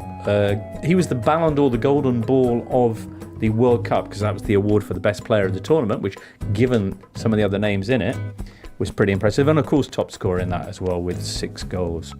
But did so much more than just score goals in that tournament. Toto Schillaci. All right, next up, on to the Carabao Cup third round. All right, some ties in the Carabao Cup third round this week, and Metmen say there's more on the way next week. Colin Miller, you've been watching this.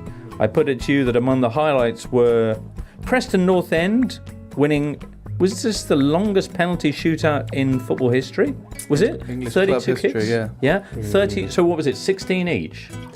High scoring. 16-15. Yeah. So yeah, sorry, 16 penalties each, yes. Okay. Because you had that epic Champions League penalty, or Champions League Europa League penalty shootout between Ajax and Panathinaikos, which was 34 attempts. Oh, really? And there's quite a lot of missed penalties in that one, though. So this got to 32. It was 16-15, so it was 16-15. the first time the magic 16 goal mark had been reached in a shootout involving What an drama. English club. So, sorry, I didn't actually watch this. So the players going around there to people who've been... If you miss your first one, do you get a second go? Yeah, you do. With a bit more. I feel they should whittle them down. Yeah. Yeah, like Squid Game. Yeah. Fine. That saw Fulham exit the competition, also leaving the Carabao Cup in the third round, where Everton, who lost again. Brighton beat Wolves 3-2. Spurs were 1-0 down, heading into the 88th minute away to Coventry, before a dramatic come-from-behind win. And Man United beat League One Barnsley 7-0. 7-0! A much more satisfying scoreline than that one. It's the first time they've won 7-0 since they beat Barnsley at Old Trafford in the Premier League back in 1997. Colin, you watched this. You also watched the Spurs game. Yes. Yeah, I mean, look, the Man United one's less of a story. I mean, obviously... Is it? 7-0? Well, I mean, yeah, Barnsley, a League One team, that was a very good win. But obviously they were expected to go through. I think the main thing for this is how these matches, not so much the result, but more so what they can do to players' confidence, and probably no more so than Marcus Rashford, who we all know has had a pretty tough sort of 12, 18 months, but scored on Saturday against Southampton, scored twice here, looked really good, he looked really focused, he looked like he was enjoying his football again, which is good to see.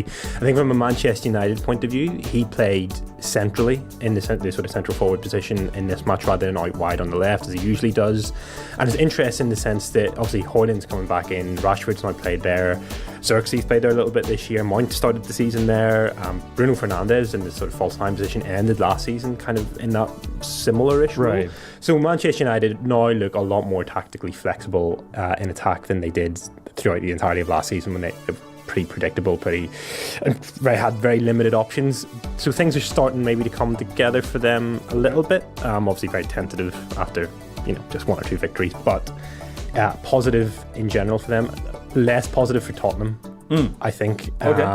I watched this game and Tottenham were atrocious. They were genuinely very, very bad. What was so bad about them? Well, they made changes from the game against Arsenal, and whenever I watched the game against Arsenal, I sort of thought, well, that wasn't actively a bad performance, but if you're a Tottenham, so you can't really get angry if you're a Tottenham fan. You can't really, you think it's just the way it was. We got sort of maybe tactically outsmarted a little bit, it's fair to say.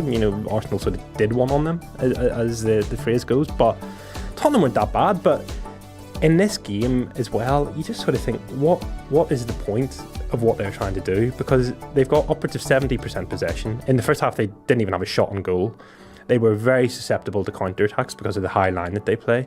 And I really, really like Ange Postecoglou. I think he speaks directly, he speaks quite well, he connects with a lot of fans, I think, in how he speaks. But last season, Tottenham were a fun team to watch, right? Even when they were winning, when they were losing, at least they were entertaining for neutrals. I look at them now and I just think it's almost like reached the phase of meaningless possession, where it doesn't really go anywhere. The ball's being constantly recycled. Players are almost taking more risks in defence than they do in attack. They play a very high line, which leaves them very exposed to sort of route one football, which worked very well for Coventry in this game. Coventry should have scored more than one goal. It should have been out of sight. And Jed Spence and Brennan Johnson scored 2 goals in the last 3 or 4 minutes of that match to just flip it on its head. And Brennan Johnson, I think it's very nice story, because he's had a lot of abuse on social media, from his own fans as well. I think, and that's from the derby on the weekend. And I think preceding that as well, he's just had a tough time. I mean, he was a big money signing from Nottingham Forest. He's maybe struggled to adapt a little bit, but he seems to have become a little bit of a target. I'm not overly sure why that would be, but he's deactivated social media accounts and things like that, and it's just never really nice to see. So I mean, he got the winner in this game. And Tottenham last season went out at the first hurdle against Fulham in the League Cup, at the first hurdle against City in the FA Cup, obviously weren't in Europe. So this was actually the first cup game that Postecoglou won. But the fact that they made 8 changes for this match, it kind of makes me think, if you compare it to Man United, who played a pretty strong team against Barnsley, play your best players, because this is Tottenham's best chance for a trophy. Why? What are Tottenham aiming to do this season? Surely their fans want to win a cup. Well, and so does Ange, who was asked, do you usually win something? He said, no, mate, I always win something in my second season. Tom? Yeah, I thought it was noticeable that Brennan Johnson didn't celebrate at all. Actually looked quite miffed. He scored a 92nd minute winner to get his team out of a real hole, and didn't even crack a smile, which suggests that, you know, the abuse that Colin mentioned has an impact on him, which is obviously regrettable. I think the issue that Johnson has is that he's a very dynamic footballer, very quick, very creative. His final ball occasionally lets him down. His shooting isn't all that reliable. He's not as clinical as, you know, Tottenham fans would like him to be, and I think that's why he gets it in the neck. Obviously, I am #biased because he's Welsh, but he is obviously, you know, a footballer with huge potential, so you'd hope that he can get over this. The thing that stood out for me the most in this game, however, was the fact that Coventry have got a player called Norman Bassett, which I thought was remarkable. I was like, just because it's none more name. 70s, 80s football. Yeah, but he's actually Belgian. I suspect it's probably pronounced Norman Bassett. But on the highlights that I watched, the commentator was like, "Oh, here's Norman Bassett," and I was like, "Hang on a sec, this can't be right." But Norman Bassett. He is a Belgian youth international, signed from Caen in France over the summer, and looked pretty lively from what I saw of the game. There you go. Ooh, Fulham and Preston North End in the longest ever penalty shootout in an English Cup competition. The same time you also had one of the lowest scoring penalty shootouts in recent memory, as Stoke, who are without a manager at the moment, beat Fleetwood 2-1 on spot kicks. That's bad, isn't it? Come on. 2-1. That is bad. That's remarkable. Everyone scores penalties these days. And these days, yeah. Cat and nat show for penalties. Crystal Palace beat QPR 2-1 without the aid of spot kicks. And Everton, as I mentioned, got knocked out on penalties by Saints, with Ashley Young missing the decisive kick. Yikes. All right, what's going to happen with them and the other Premier League sides on Matchday 5? We'll get onto that in the final part of today's show. Listener, it's been a long one. I salute your endurance for making it this far. This is where the good stuff happens, though. I would suggest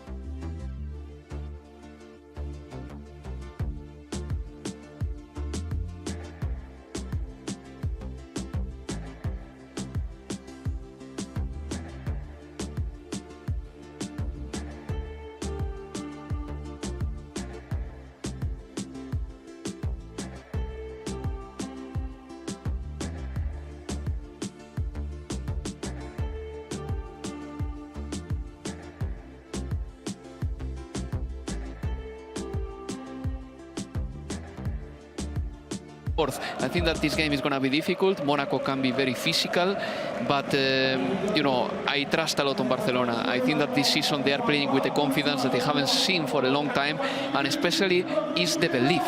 They believe they go for the duels, they believe they go for the balls, and then if you have a player like Lamine Yamal, who has such a great connection right now with Robert Lewandowski, obviously that helps you out a lot, because you can get a goal here and there, the blink of an eye. Well, Barcelona's young guns roll in to Monaco, hoping to get off to a flying start in this season's new look UEFA Champions League, which has already given us 2 great nights of entertainment. Now, for once on a Thursday, we are treated to an extra night of Champions League football, and we can't wait. We're with Barcelona in Monaco and their return to the Champions League. This stadium holds a little more than 16,000 people. It sounds like there's probably 3 or 4 times that many inside the Stade Louis II this evening. Eric Linhout from the Netherlands is the man in charge, and he gets us underway. Barcelona tonight are the men in black, playing against the very famous white shirts of AS Monaco. And the first clearance away is a good one by Salisu, at the heart of the Monaco side. Let me give you the two teams in full. Starting with the Monaco side, they have Philippe Kohn in goal, a back four of Vanderson, Salisu, Kera and Singo, Zakaria and Kamara in midfield, then Ben Sahia, Minamino and Akliouche play just behind the forward Breel Mbolo. For Barcelona, Ter Stegen is the goalkeeper. The back four is Koundé, Kubasi, Inigo Mat.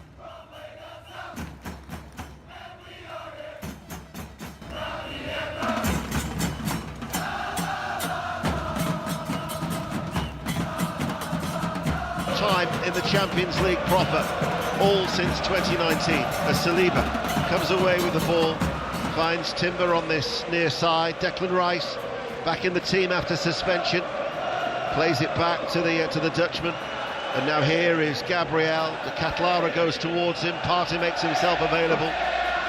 One of the first jobs I think they're going to have to do tonight is to silence this Italian crowd. Yeah, I just mentioned that this crowd is lively. They're trying to get behind the team, they're trying to inspire them, certainly to a quick start, and Arsenal want to keep the ball. And both teams have gone long 2 or 3 times early in this game. There's been quite a bit of pressure applied from both teams at the top end of the pitch, not really wanting their opposites to settle. And so far in this game, both teams have tried 2 or 3 long passes and given the ball away. Ball from Martinelli on the halfway line on this near side, the left, back to Gabriel. David Raya now all in yellow in this near side. And then he tries to switch play out to that far side, the right, kept in by just a little twist of the shoulder from Ben White, but Arsenal are forced to go back. Atalanta have got a really good work ethic under their 66-year-old coach, Gianpiero Gasperini.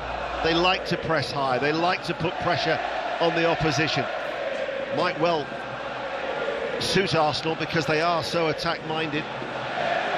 But also, if you speak to the scouts who know Atalanta very, very well, look out or be alert to those subtle changes during the game from Gasperini, who is the longest-serving coach in Serie A. Here is Timber. Gabriel is actually to the outside of him, almost as the left back, as the two had just switched temporarily. Now it's back with Raya once again, and there we do have Atalanta looking to see if Arsenal can beat the press. Lookman was the player who was in the midfield as Arsenal lose it, and it goes back to the Atalanta goalkeeper Karnisecki, all in green, floats it out towards the far side. Saka is there, infield to Partey, forward ball to Jesus, nice little turn, edge of the area. Partey then with a shot, and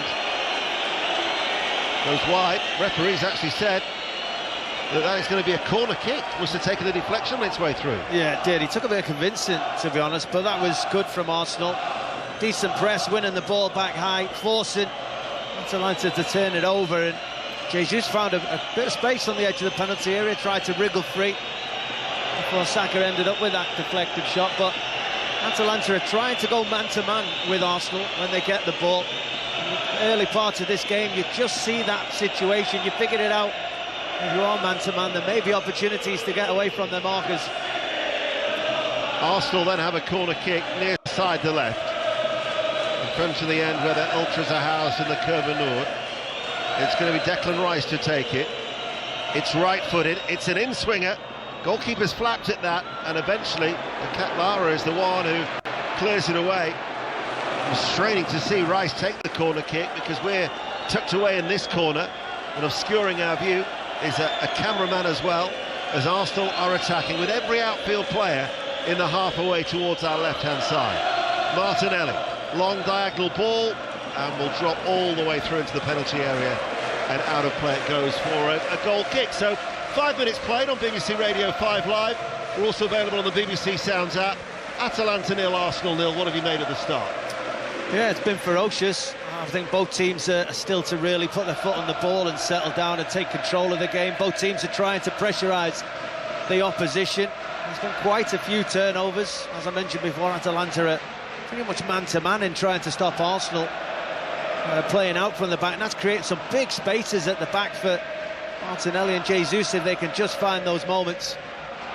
I think as well with Havertz playing on the occasion Arsenal were in the final third, then they do have numbers suddenly inside the penalty area. if they do want to cross the ball. Arsenal coming forward with Havertz making that run in towards the penalty area, and it was a right-footed shot arriving from deep, off target. They've had a couple of efforts now, both not troubling the goalkeeper Karnisecki, but again promising. Tame shot, but good signs. Honestly, I mentioned before, Atalanta trying to squeeze in.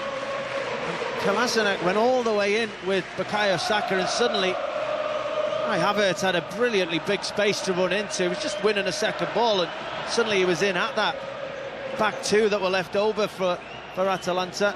Really poor effort on missed the target though. He looks heavy, doesn't he, Kolasinac, the former Arsenal player? 118 appearances and 5 goals in his 5 years before he left for Marseille. The Bosnian's now 31. I mean, he was always stocky, but he just seems to be a little bit heavy. Or is that a little harsh?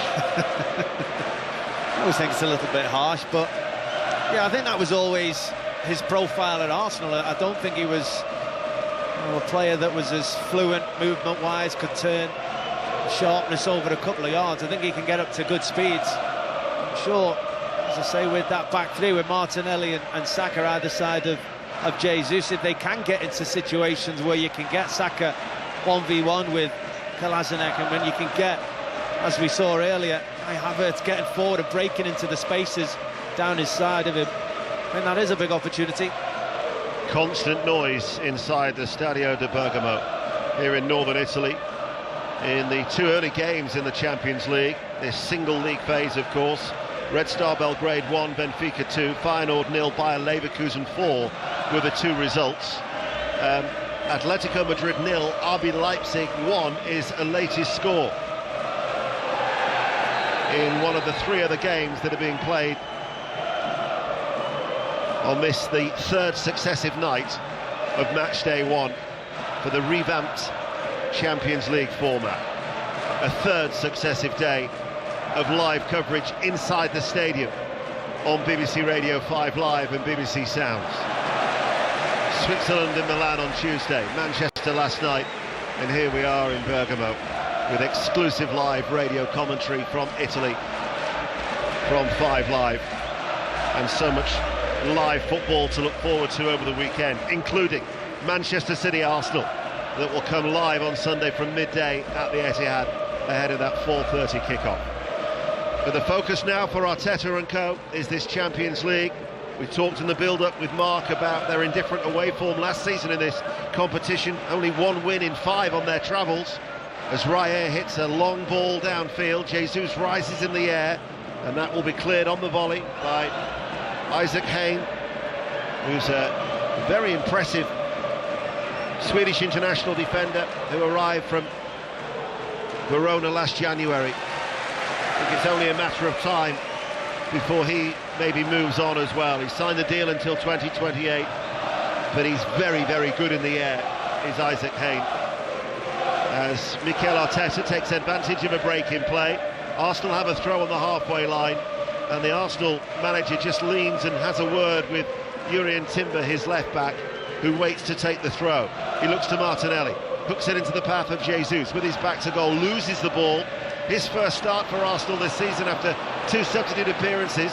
Edison then gave it away to Partey. He couldn't hold on to it, and now Lookman on that far side, who scored that hat-trick when they beat Bayer Leverkusen in the Europa League final last season, and really has done well, the Nigerian international, for Atalanta. Yeah, he has. He's had a pretty good career. I mean, I remember him coming to Everton, he showed flashes of brilliance, and I'm sure he probably, people thought around him he may have done better in his time. But he was only young, he was learning his trade, and at the moment he's found the perfect place to play football for him. They're getting the best out of him. Only, what is it, 9 minutes on the clock. I think he's touched it 4 or 5 times, but this crowd get excited when the ball's near him. They suddenly, it's an intake of breath. They're all expected him to unlock the door, so Ben White will have to be really close, really touch tight, make sure he's on top of his game this evening.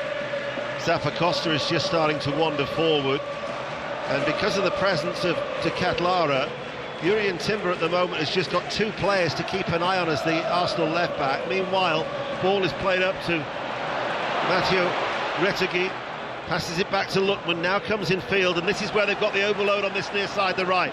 And Zappacosta level with the penalty area. Timber, though, stays with him. Passes the ball back. Now, all of a sudden, there's a chance to put the ball into the box. Lookman is there. And then that cross that came in from Jim City was just over the head of Ademola Lookman, who has never scored in 4 previous games against Arsenal.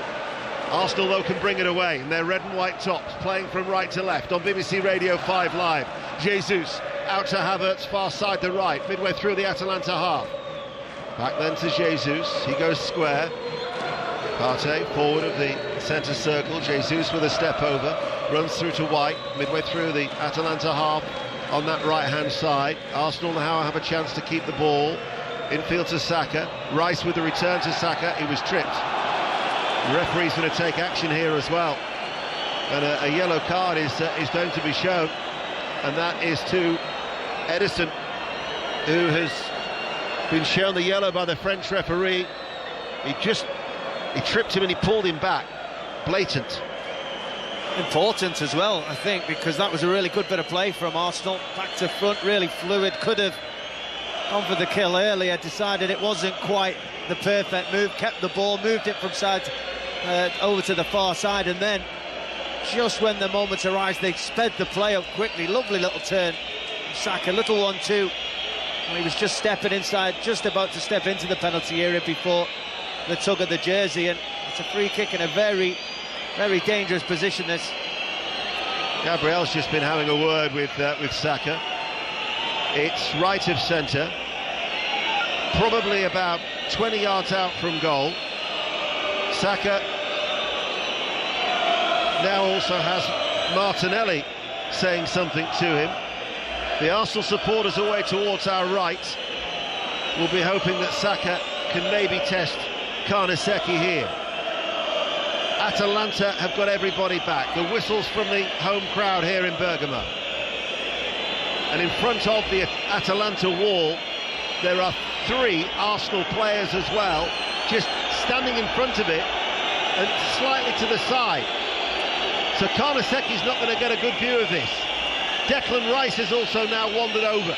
The whistles intensify here in Bergamo. 5 Live and BBC Sounds, it's 0-0, 12 minutes play. Saka's eyeing it up, stuttering runner. Saka now hits it low, the goalkeeper's made an excellent save. He wouldn't have seen that till very, very late, and he was down oh so sharp to his right. The Arsenal players broke on the end of the wall, and Karnaseki just got something onto it. No, that was it. He saw it so late because of that 3-man Arsenal wall just at the side of the Atalanta wall. Bukayo Saka just went low, goalkeeper's side. His teammates jumped out of the way of it. Having seen it so late, even though it was goalkeeper's side, and the position he took was in that space behind the Arsenal players, he was still at full stretch, full to his right hand, strong right hand to keep it out, and then to get up quickly to stop. I think it was Thomas Partey coming in for the rebound. Should have been a corner for Arsenal. The referee giving a goal kick, but brilliant save, wonderful free kick as well. He's a 24-year-old Italian goalkeeper. He's come up through the club academy. Anybody who knows about Atalanta will tell you about their academy that has been serving players for many a year. 32 games last season, but he has conceded 8 in his last 3 games in Serie A. But that was an excellent bit of goalkeeping for Marco Karnaseki. Incidentally, they have the former Wolves goalkeeper Rui Patricio on the bench to Atalanta, as the ultras with the flag still flying behind the Italian goal away to our left continue to make the noise. And there's a beat of the drum from somewhere too. Lovely atmosphere. It's a nice relaxed feel on the way to the game here in Bergamo, as the 1,300 Arsenal supporters flying into northern Italy. Some of them we saw in like some sort of a fan zone in the lower town of Bergamo, because they do have the old town, Città Alto, with its Venetian walls, as Atalanta are attacking. Lookman into the penalty area. Jim City had made the run forward. Rice had to go with the run of the central defender. Concedes the corner kick, 0-0. Yeah, well done, Declan Rice. He saw that run coming from deep.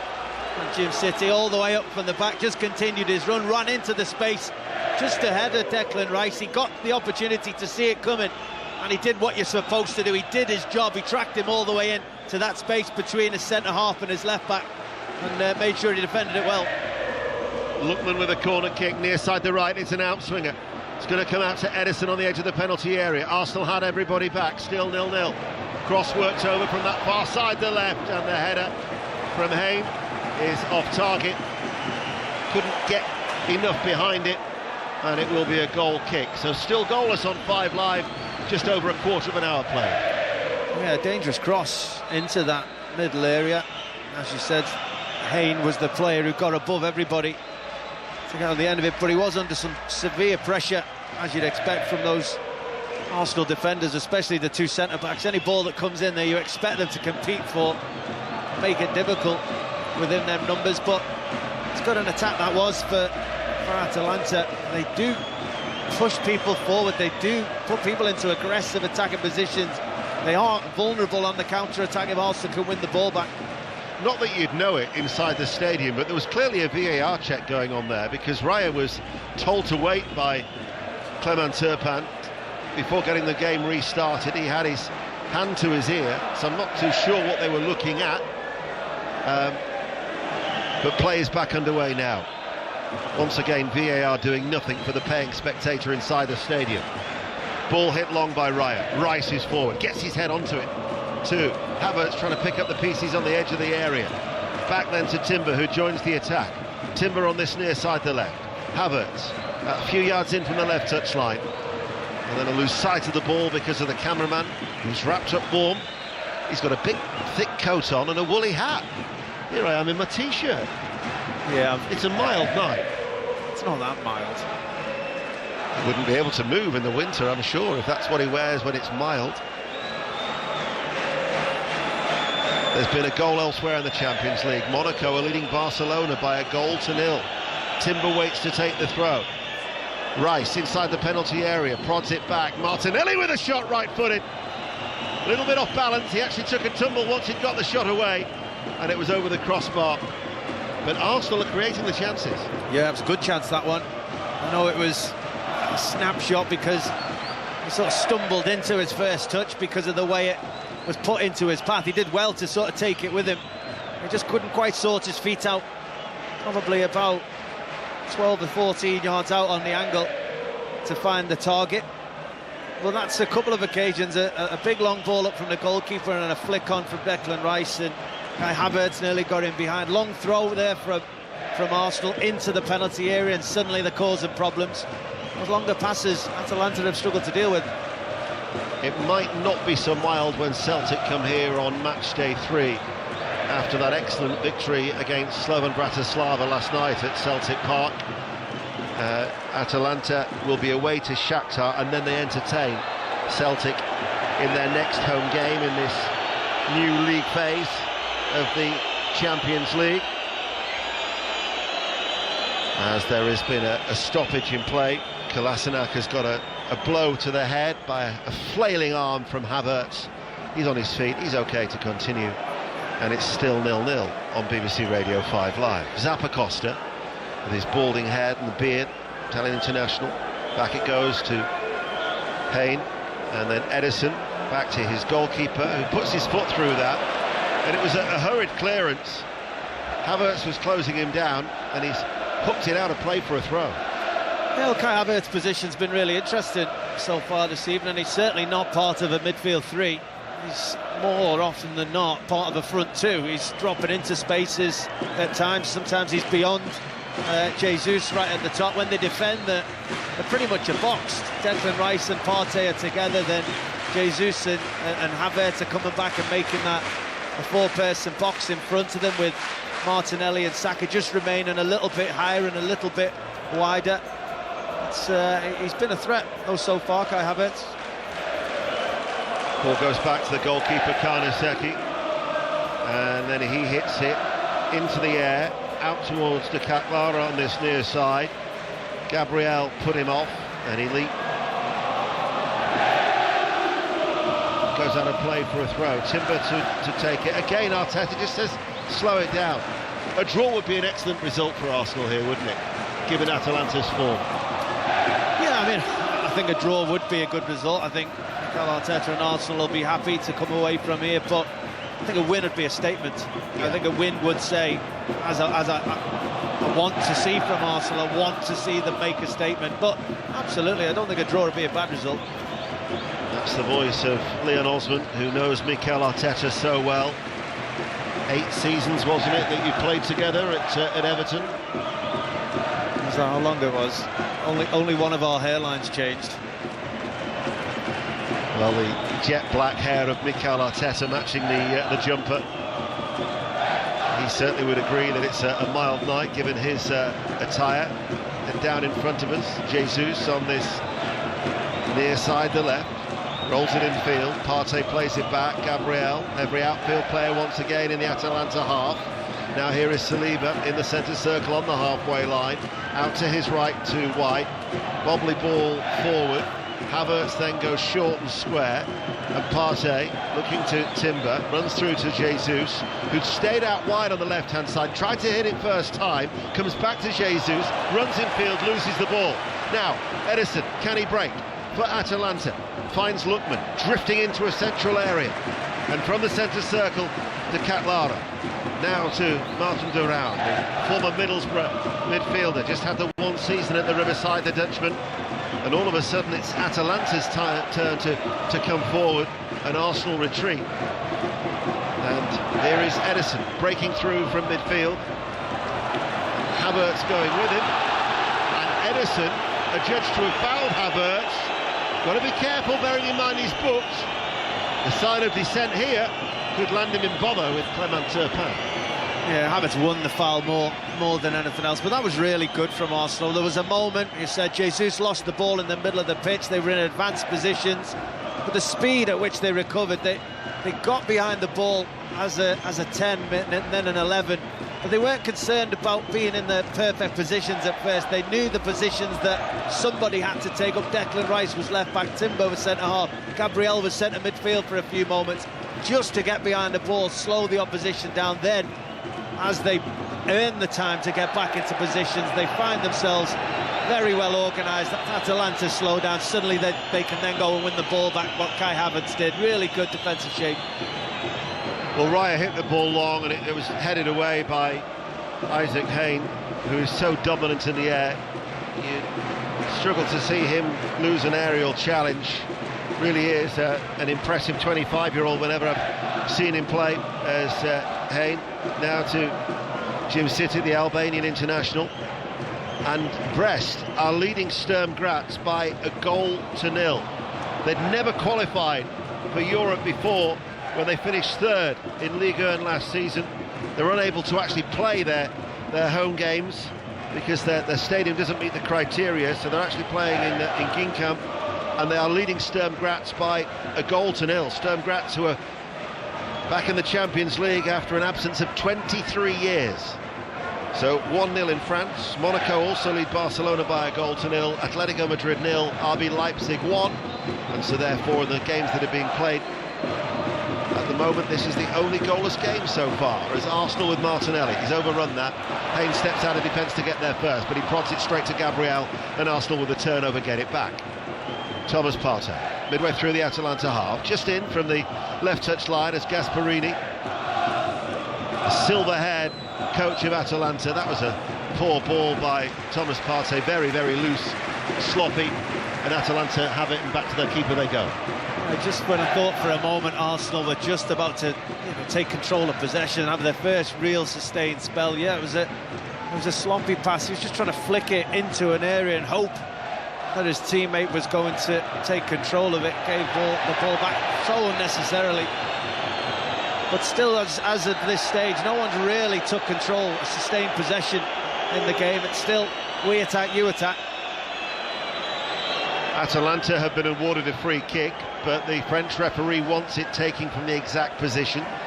Atalanta wanted to take it just a little bit to the right and take it quickly, but Clement Turpin said no. As Zappa Costa back to Jim City, and Gabriel Jesus closes him down. from the throw. But bearing in mind we've been playing for 25 minutes, Arsenal have defended well. They've restricted Atalanta to hardly any opportunities. As Ederson finds Lookman, man over on that far side, the left is Ruggeri. Here he is now, Matteo Ruggeri, the Italian defender. Kolasinac, short diagonal ball, gets it back from Lookman, able to turn.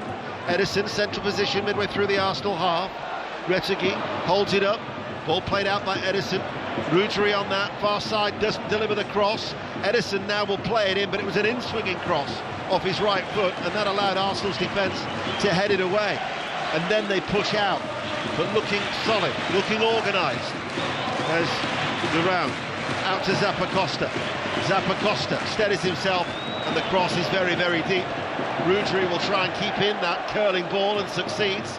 Far side the left, Lookman, left corner of the area. White stands in front of him. Lookman plays a low ball in. De Ketelaere was pushing Gabriel to the floor, cleared by Martinelli, and at the minute Atalanta just can't seem to test David Raya in the Arsenal goal amongst the backdrop of this incessant noise in Bergamo on BBC Radio 5 Live. But bearing in mind that they've scored at least 2 goals in each of their 7 games at home, they are a free-scoring side here in this stadium. They haven't really been able to cause too many problems for this Arsenal side so far in this first half. Rice to Havertz, turns inside the centre circle. Rice wants the ball back and he's unmarked in the centre circle, and he gets it, the England international. Jesus drops deep, lays it out towards White. Back it goes to Rice once more, running forward now with the ball. Leaves it for Partey to come onto. Back towards Rice, and now White, level with the penalty area on the right. White with a cross, headed out by Kolasinac.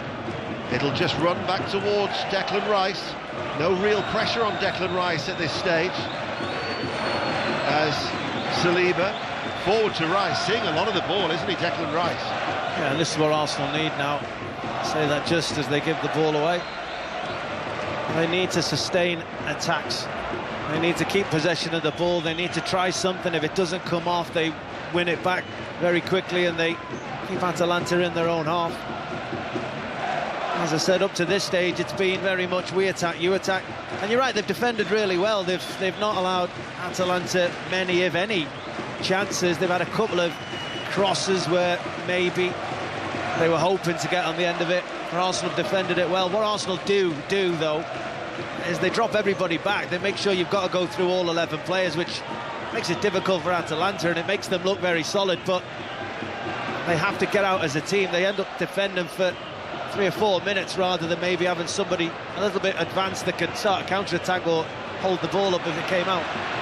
The voice of the former England international Leon Osman with us here on BBC Radio 5 Live in Bergamo as the fair-haired De Ketelaere comes forward on this near side the right, plays it back, the round right corner of the area. Back now, edge of the centre circle, and Hayne now to Jim City, who plays on the right of that back three. Zappacosta, De Ketelaere and Jim City all on this near side the right. Zappacosta has stayed high, level with the area, then they go back to Ketelaere, but Arsenal keep their shape and force Atalanta back. Hayne now, they'll work it across the back or the Italian side. Ruggeri, infield to Lookman. Lookman coming from deep, accelerates, runs into a central area, then faces Partey in front of him, so has to release the ball to De Ketelaere. Jim City helps it on its way, down onto this near touchline for Zappacosta, level with the penalty area. Timber couldn't get a foot into the challenge. Retegui pulls it back to Ketelaere! First time effort, left-footed on the right. Off-target goal kick, 0-0, 5 Live. Yeah, that was good play. First time we've really seen Atalanta move the Arsenal players around to where they want to be. Find space, get in behind players. De Ketelaere with the final effort, but it was a great ball into Retegui. Held it up, little back pass, little back heel in behind, which was what confused Gabriel. Couldn't stay with it, and actually from the position he should have hit the target at the very least. Scare for Arsenal. Belgian international who really has found his best form here in Bergamo. They signed him actually from Milan after a very successful loan, so they paid 22 million euros for him. Didn't actually score in 40 appearances during his time at Stadio San Siro, but last season 14 goals in 50 games, 12 assists as well, so he really was back to his very best, and already has scored 1 goal this season, and he went close there as Atletico Madrid have equalised through Antoine Griezmann. So 1-1 in Spain, and Barcelona have equalised as well in the Champions League. Monaco 1, Barcelona 1. Lamine Yamal with that goal just before the half hour. Champions League final score is actually available tonight on the BBC iPlayer and the red button if you wish to see those handful of scores and also listen to the commentary, as with 14 minutes to go to half time it is still goalless here in Italy. Payne out to Rudry on that far side. De Ketelaere now makes the run out towards the left, tries to backheel the ball to the left wing back, but there was Saliba to stop it, plays it short forward, runs away from its intended target, Saka. De Ketelaere out to Rudry. Lookman now takes over level with the penalty area. De Ketelaere joins the attack. Rudry has stayed forward. His cross cleared on the volley by Saliba inside the penalty area. Kolasinac at a walking pace. Infield to Ederson. Midway through the Arsenal half. Now with Buron. Jim City on this near side. So they're using the width on both flanks here at the moment. Atalanta, who finished 4th in Serie A last season, and now they've given the ball away, and Havertz up towards Jesus.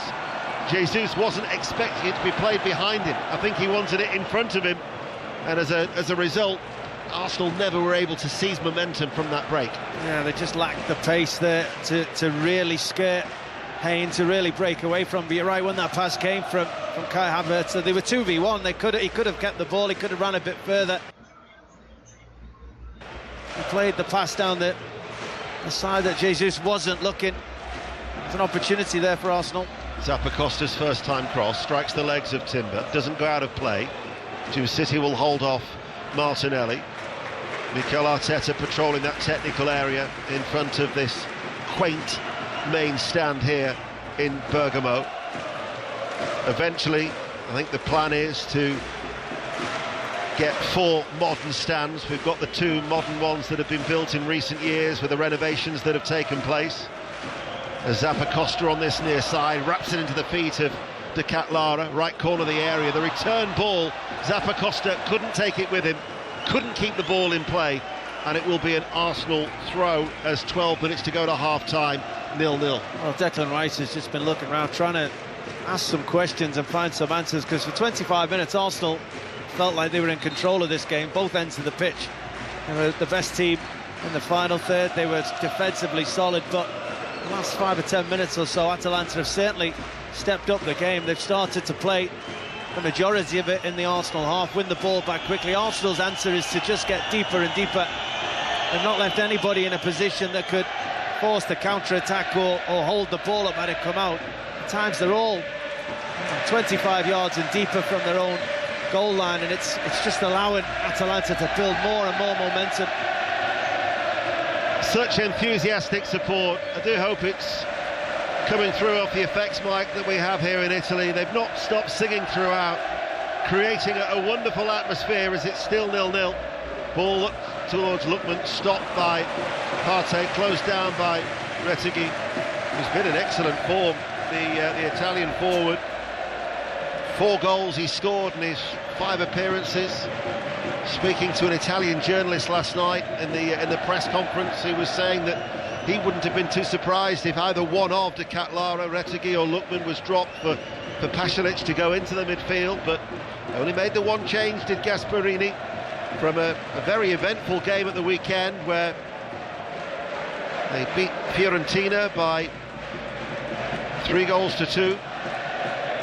All 5 goals scored in a frantic first half, as twice they came from behind for what actually was their first home game of the season. They played their first 3 away league games on their travels due to the renovation work that we've been talking about. 10 minutes to go to half-time on 5 Live, and it's still 0-0. Arteta would be content. Yeah, I think if you come away from home and you get to half-time 0-0 and you feel like you've controlled the majority of the first half, I think, yeah, you're obviously content, but I just think they've just allowed, rather than an Atalanta step in their own game up, I think Arsenal have just felt comfortable and just come off it a yard. If you do that at this level, the opposition will take that momentum. Here is White, plays the ball back. Saliba will actually stop it going back all the way to David Raya. And now he will run forward. Retegui will go towards him, but Saliba accelerates onto the halfway line, and then Arsenal play it back to Partey, who was filling in behind the central defender. He now runs forward into the Atalanta half, right to the centre circle, finds Saka on that far side. White now is pushed up. Gabriel Jesus has come very, very deep. Here is Partey, and again it was played behind Gabriel Jesus, and maybe he's not content there as he just rubs his chin and just starting to a little frustrated, I think, with the way that ball saw Arsenal's attack break down. Yeah, because again, I mean, I think that's the third or fourth time now, just when you think they've forced themselves into Atalanta's hard hit half. Here's a moment of sustained pressure where they can keep the ball, do what Atalanta have done for the last 5 or 10 minutes, keep them on the back foot, push forward. It's an unnecessarily sloppy pass when you're in good positions. Jesus off the chest, lays it off towards Rice. Crowded out, loses the ball by a combination of De Ketelaere and Durão. Arteta wants everybody back in those red and white shirts, and a ball from Martin Durão was too far ahead of Zappacosta, and he knew it as soon as he played it down the right flank. It was overhit, and it goes out of play for a goal kick. So the Euro Leagues will be following 5 Live Sport this third successive night of live Champions League action. That's at 10 o'clock with John Bennett. Any reaction that we get tonight, you'll be able to hear it in the 5 Live Football Daily podcast, as Jurrien Timber comes to a standstill in the central area midway through his own half. Gabriel, and because of that 3-pronged press of De Ketelaere, Durão and Retegui, Arsenal go back to David Raya. Lookman then will try and close down White on that far side, and Arsenal again safety first, back with David Raya. Martinelli comes in off the left touch line. The ball is hit by Raya, but over his head, over the head of Zappacosta, and all the way through to Karnaseki. It's tight. The nearest that we've had to a goal was that free kick from Saka that produced an excellent save from Karnaseki. De Ketelaere, Zappacosta makes a strong run in off the right touch line. Retegui wanted the ball played forward. Instead they go out wide. De Ketelaere, Gabriel backpedals. The Belgian enters the penalty area. Plays it back now to the captain, Martin Durão. Now it's with Hayne. Ederson, Brazilian defensive midfielder, out towards Lookman. Rudry required on the overlap, but in fact passes the ball back to Ederson. And Arsenal again have got 6 red and white shirts behind the ball at the moment, but Lookman now tries to get round the back on that far side, the left, down towards the corner flag he goes. Lookman waits, Saka back on defensive duties, threads it to Rudry, and then Rudry's overhit it. Just tried to push it past Partey, and it went away from him. Goal kick, 0-0. Yeah, he just tried to sell Thomas Partey a little shimmy of his body and maybe confuse the Arsenal midfielder and knock it past him, but he wasn't having it. Looked into the eyes, knew where Rudry was going to try and play the ball, and just matched him, stood his ground and allowed him to run into himself and allow the ball to go out for a goal kick. But again, Arsenal, when they do drop back to the edge of the penalty area and they get everybody behind the ball, they're a very difficult team to break down. David Raya's not really had to make a save of note. They've had one effort, Atalanta, that went over the top of the bar. The issue is they've not probably created as much as you'd expect going the other way. A couple of sloppy passes, and they're in the final third. Stopped any type of momentum they may get. I think they've got to be braver with these passes as well. Atalanta are squeezing so tight to try and stop Arsenal playing out. There's sometimes 1v1 on the top end of the pitch, or sometimes spaces to run into if you can just get a bit of eye contact, just spot the right pass at the right moment. In the Crvena, the end away towards our left, the scarves are being swung around their heads, the flags are still flying. really healthy atmosphere, a vibrant atmosphere here in Bergamo. 5 minutes to go to the break. The Arsenal supporters just tucked away in the corner to our right-hand side as the ball headed down by Havertz. White unable to keep the ball in play as he ran forward with real vigour, and it will be a throw to Atalanta. Well, he just ran offside there, Ben White, but it was the right idea. Because Atalanta are so content with squeezing up man v man, even a player running to close the goalkeeper down, David Raya. That means they're vulnerable elsewhere. They're playing 1v1, certainly at the back, and they're not tracking Ben White's run at all. That's something that Arsenal could try and take advantage of. They just run people away, allow him the space to run into. It will take a quality pass for Atalanta, leaving themselves slightly vulnerable for those long passes. Ball goes long by Karnaseki, held up and lifted out to this near side by Retegui to Zappacosta. Right wing back will pass the ball into Jim City, central defender. One of the central midfielders now is Duran. His other one is Ederson. Out it goes to Kolasinac. Every outfield player of Atalanta is in the Arsenal half on this right-hand side. Ederson now swings it into the air. Timber, though, climbs too early, comes off the top of his head and will go out for an Atalanta throw on this near side. 3.5 minutes to go to half-time on BBC Radio 5 Live. Jim City. Jesus in front of him. Arsenal have everybody back behind the ball in their red and white shirts. Ederson along the ground, out towards Ruggieri. Ruggieri with the cross. Bouncing ball, rises up the chest of De Ketelaere, and it's cleared on the volley by Thomas Partey before it can fall to the feet of Ademola Lookman. Saka now on that right-hand side, looks to release Jesus. Jesus was a heavy touch, and then has actually caught Kolasinac in his attempt to get the ball off that second touch. He fouls the former Arsenal player. It'll be a free kick to Atalanta. So whilst there is a stoppage in play, a reminder of our next live football on BBC Radio 5 Live. Mark Chapman as always. From midday on Saturday, the usual goal service as we're at Anfield once again. Liverpool against Bournemouth, to be followed by Crystal Palace, Manchester United at 5:30. And on Sunday, Brighton, Nottingham Forest at 2, before Manchester City, Arsenal at 4:30, where you will once again be on commentary duty. I will. Another big game to look forward to. I'm sure Arsenal will probably not be thinking about that at the moment, with this game still to play for. Unbeaten against Manchester City last season in the 2 games that incidentally came on the back of European matches, as De Ketelaere overruns it, out of play it goes for a throw. Mikel Arteta not happy with Thomas Partey, snapping his hands quickly. I think he wants Thomas Partey to be a little bit sharper there in the midfield.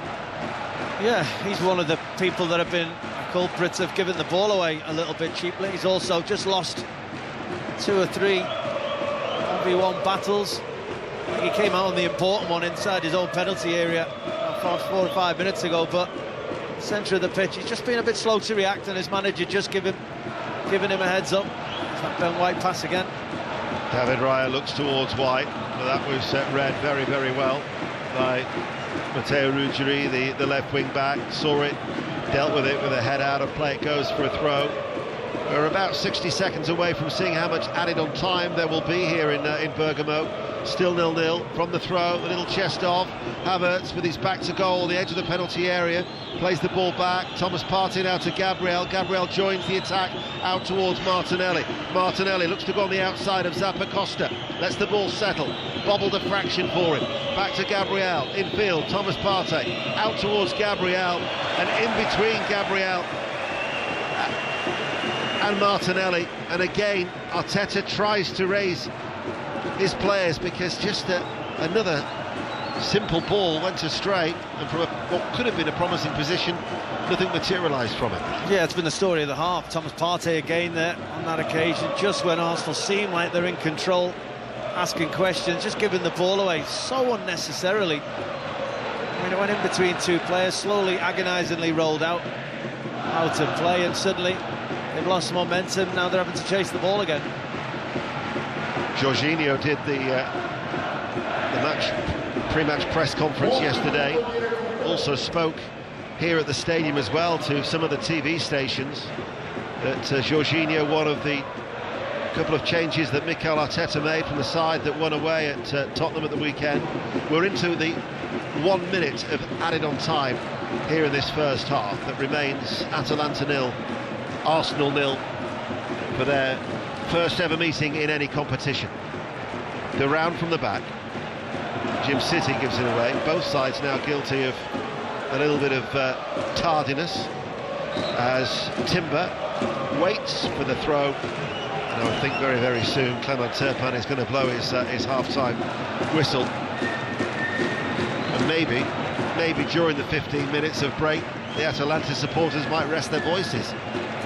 There's going to be some hoarse voices tomorrow. They've never stopped singing throughout this first half. There's Saliba. There is the half-time whistle. So Arsenal have defended well. They've restricted Atalanta to limited opportunities. The Cat Lara's first time left-footed shot over the top.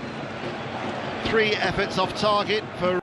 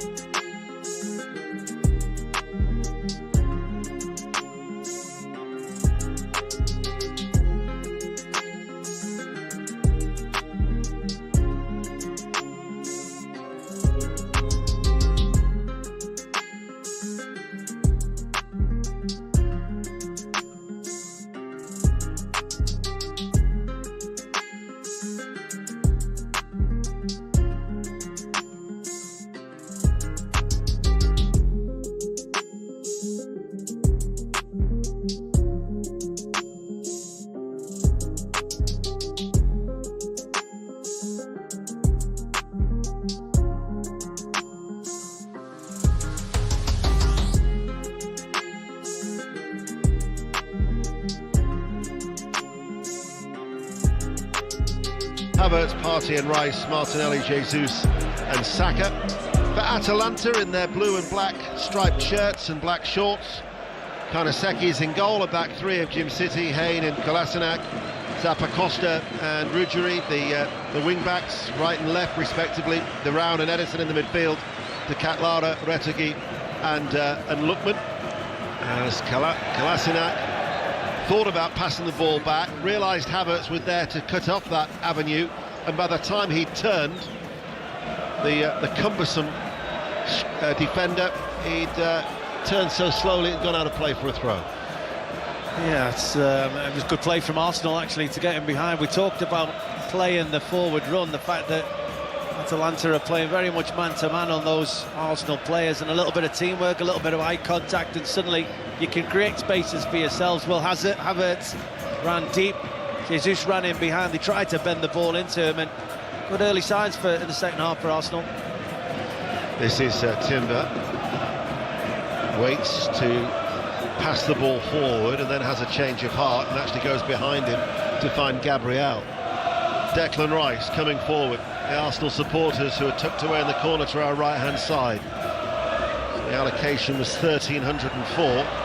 Find their voices. They see Havertz win the ball back and then actually penalised by Clement Turpin, and it will be a free kick inside the centre circle for a foul on Edison and a free kick to Atalanta. Typical, isn't it? Atalanta, 23 games in the Champions League, have seen 3.6 goals per game on average.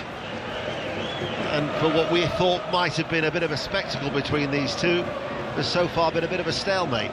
Ball forward to Edison, left side of the penalty area. Pushes the ball into the penalty area, goes down.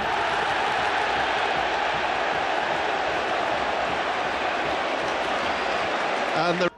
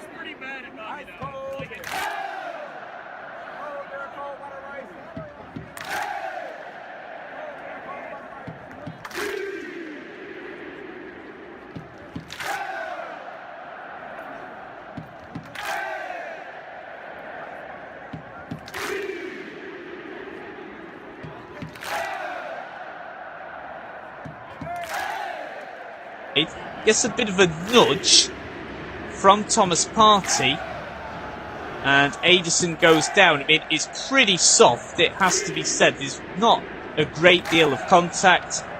Could Aderson have stayed up? Yes, I think most definitely. And it is soft.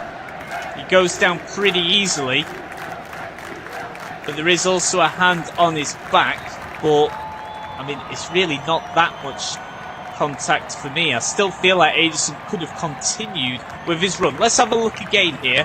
So first of all, Partey has his hand on Aderson's chest, and then it sort of lingers, just holds him back ever so slightly. That's it. I think the more you look at it, and the more you look at it in slow motion, the more you kind of think it's a bit of a 50-50 call. So I mean, if it's a 50-50 call, then it's obviously not a blatantly incorrect decision either way. So you should probably just stick to what the initial decision is. But the referee is still in talks here with the VAR officials. I'm still awaiting confirmation if the VAR check is over. Looks as if we're about to come to a conclusion now. The VAR check is over and it is still a spot kick. So the initial decision stays as it is, and it looks as if Retegui will take the penalty for Atalanta. So it is a bit soft.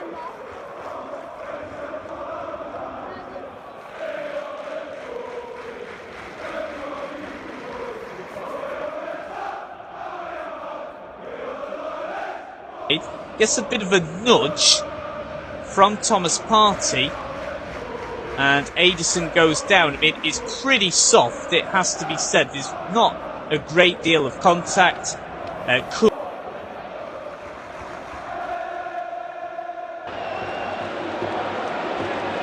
It's at the far end of the ground.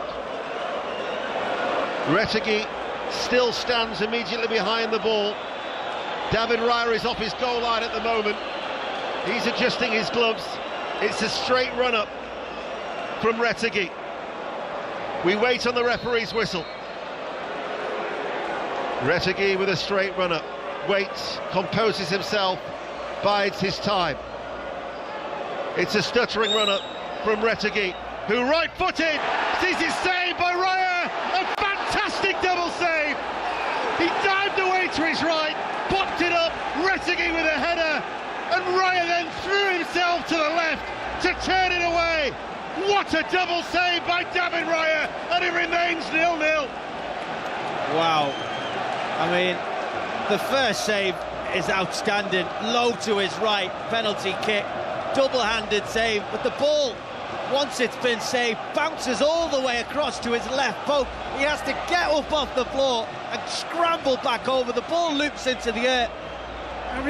Retegui thinks he's scored, he just thinks he's got a tap in. In comes the corner, and it's a shot then from Ederson that is blocked. Well, he's made some terrific saves already in this early stages of the Premier League campaign. But that was outstanding goalkeeping of the highest order. There's no other way of describing it. To have jumped back off the ball. I watched the striker's reaction when he missed the penalty kick. It bounced back into his path. The keeper was on the floor. He was probably too relaxed when you look back at it now. But he was that relaxed, it just seemed a certain goal. It's come back to the striker. He's just about to head it in. He was so relaxed in his demeanour. You thought there's no start. Giving free kicks away, continuing what you'd done in the... To his feet and claws it away on the goal line. 8 minutes into the second half. Atalanta 0, Arsenal 0. And Atalanta, who have only once in their last 24 home games have failed to score. That was against Liverpool in a run that extends all the way back to the start of last October, missing that opportunity to take the lead here in this Champions League game live on 5 Live. Also available on BBC Sounds. Kolasinac. That will have Mikel Arteta purring post-match. Yeah, in some ways, but he'll be disappointed with how they conceded it. He's had the message at half-time. He wants his team to come and start strong second half, and they gifted all the momentum here, and they're going to have to get through this next 5 minutes before they'll be able to play their way up the pitch. De Ketelaere, far side to right corner of the area, cuts back, sends over the cross, missed by Gabriel, cleared by Saliba behind him, hooked away by Saka. It's a high ball that Gabriel Jesus will bounce off Hayne. He's such a strong and effective defender, Isaac Hayne. And now here is Martin Durant, passes the ball forward, Jim City, back towards the Dutchman. 9 minutes into the second half. Here is Ederson, forward to Lookman. Lookman manages to get away from Partey, but ran into trouble as Saka was helping him out. Back it goes to David Raya. Raya clears, downfield, ball. Havertz tries to get there. Jesus goes in for a 50-50 with Durant, and it goes all the way back to Marco Carnesecchi, the goalkeeper. Strikes it away downfield. Lively atmosphere here in Bergamo on BBC Radio 5 Live. Saliba running away from Retegui. Down towards the corner flag on that far side. Passes the ball to Raya. Controls it well first time with his right foot. As the noise increases and the decibel levels rise. And Thomas Partey, who was certainly, Mikel Arteta looked a frustrated figure with him at the end of the first half, will be a rather relieved man after he was the guilty party. As the ball goes down the line to Saka on this near side to right. Saka wriggles away, helps out by White. White cuts the ball back, and there was Jim City, just a step forward to clear the ball inside the penalty area. Retegui rolls away from Saliba over the halfway line. Saliba though is back goal side. Lookman joins the attack near this side. At the minute you've got either end of the stadium chanting to each other. So the ultras in the Crvena Nord, and then in the Crvena Sud. And in between, the Arsenal fans are also trying to make their presence felt, as the whole stadium behind the goals are jumping up and down in unison. Loving the atmosphere. Atalanta with Ruggieri. Lookman darts into the penalty area. White does well to get something in it, and Rice can bring the ball clear. Rice held up then by Martin de Roon. Saka wants it over the top, but because the presence of the Atalanta captain and Lookman, Rice has to go back towards David Raya. Thought he'd just shown a little bit too much towards Retegui, but he got it away. He wasn't as panicky as maybe others were. Certainly not as panicky as you were in that situation. I think that's panicky. Wait till they start letting off the firecrackers. Well, they left out your seat there. No, I didn't. I did the other night in San Siro when the firecracker went off. And then I heard last night with Connie McLaughlin that the pigeon had pooped on her head, and I'm thinking these things come in threes. What awaits the Five Live team on their travels in Europe tonight?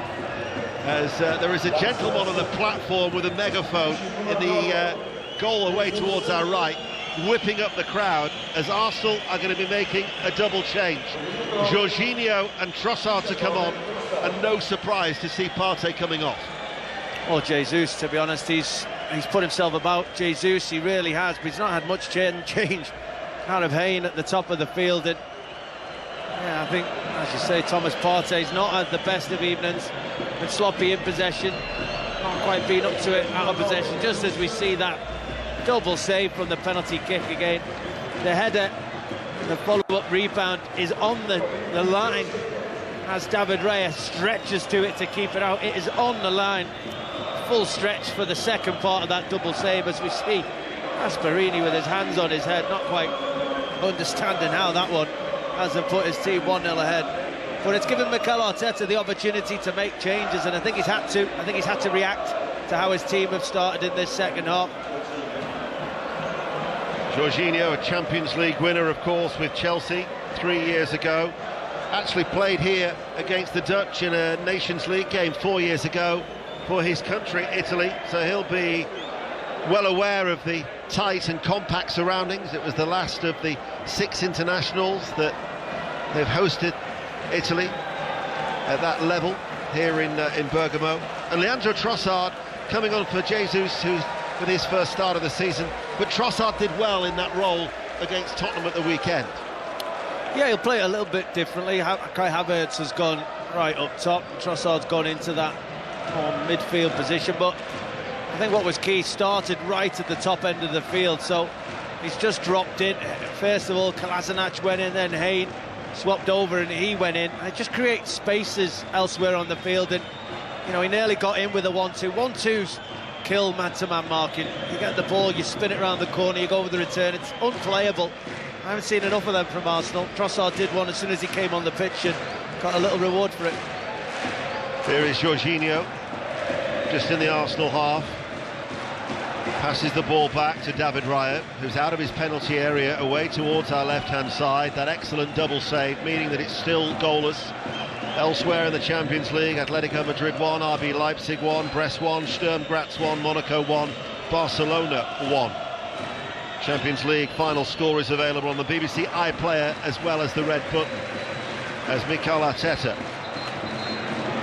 sees White with a quick throw, but too quick and not from the exact place that the French referee wanted to take, as we're going to see a change here for Gasperini and Atalanta, and De Ketelaere is the player who's coming off, and Juan Cuadrado, who they signed from Inter in the summer on a free for his Atalanta debut, the former Chelsea and Juventus player, 36 years of age, vastly experienced, 116 caps. So Juan Cuadrado coming on for Ketelaere.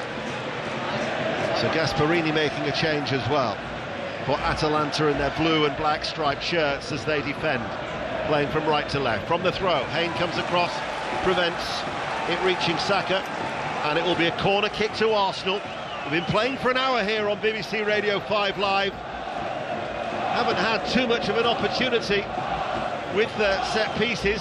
We know that's Arsenal's strength and potential weakness for Atalanta as well. So Saka will wander over right in front of the Arsenal supporters, right where we're situated in our commentary position here inside the stadium for exclusive live radio commentary from Italy. And as the Arsenal substitutes warm up in front of us, you've got Havertz and Timber, who loiter at the far side of the penalty area. White is also at the far post. Saliba is right by the goalkeeper. Trossard is in there as well. Zonal marking from Atalanta. Saka goes deep. Havertz with a downward header back into the 6-yard area, where the referee has spotted an infringement, and that will be a free kick to Atalanta.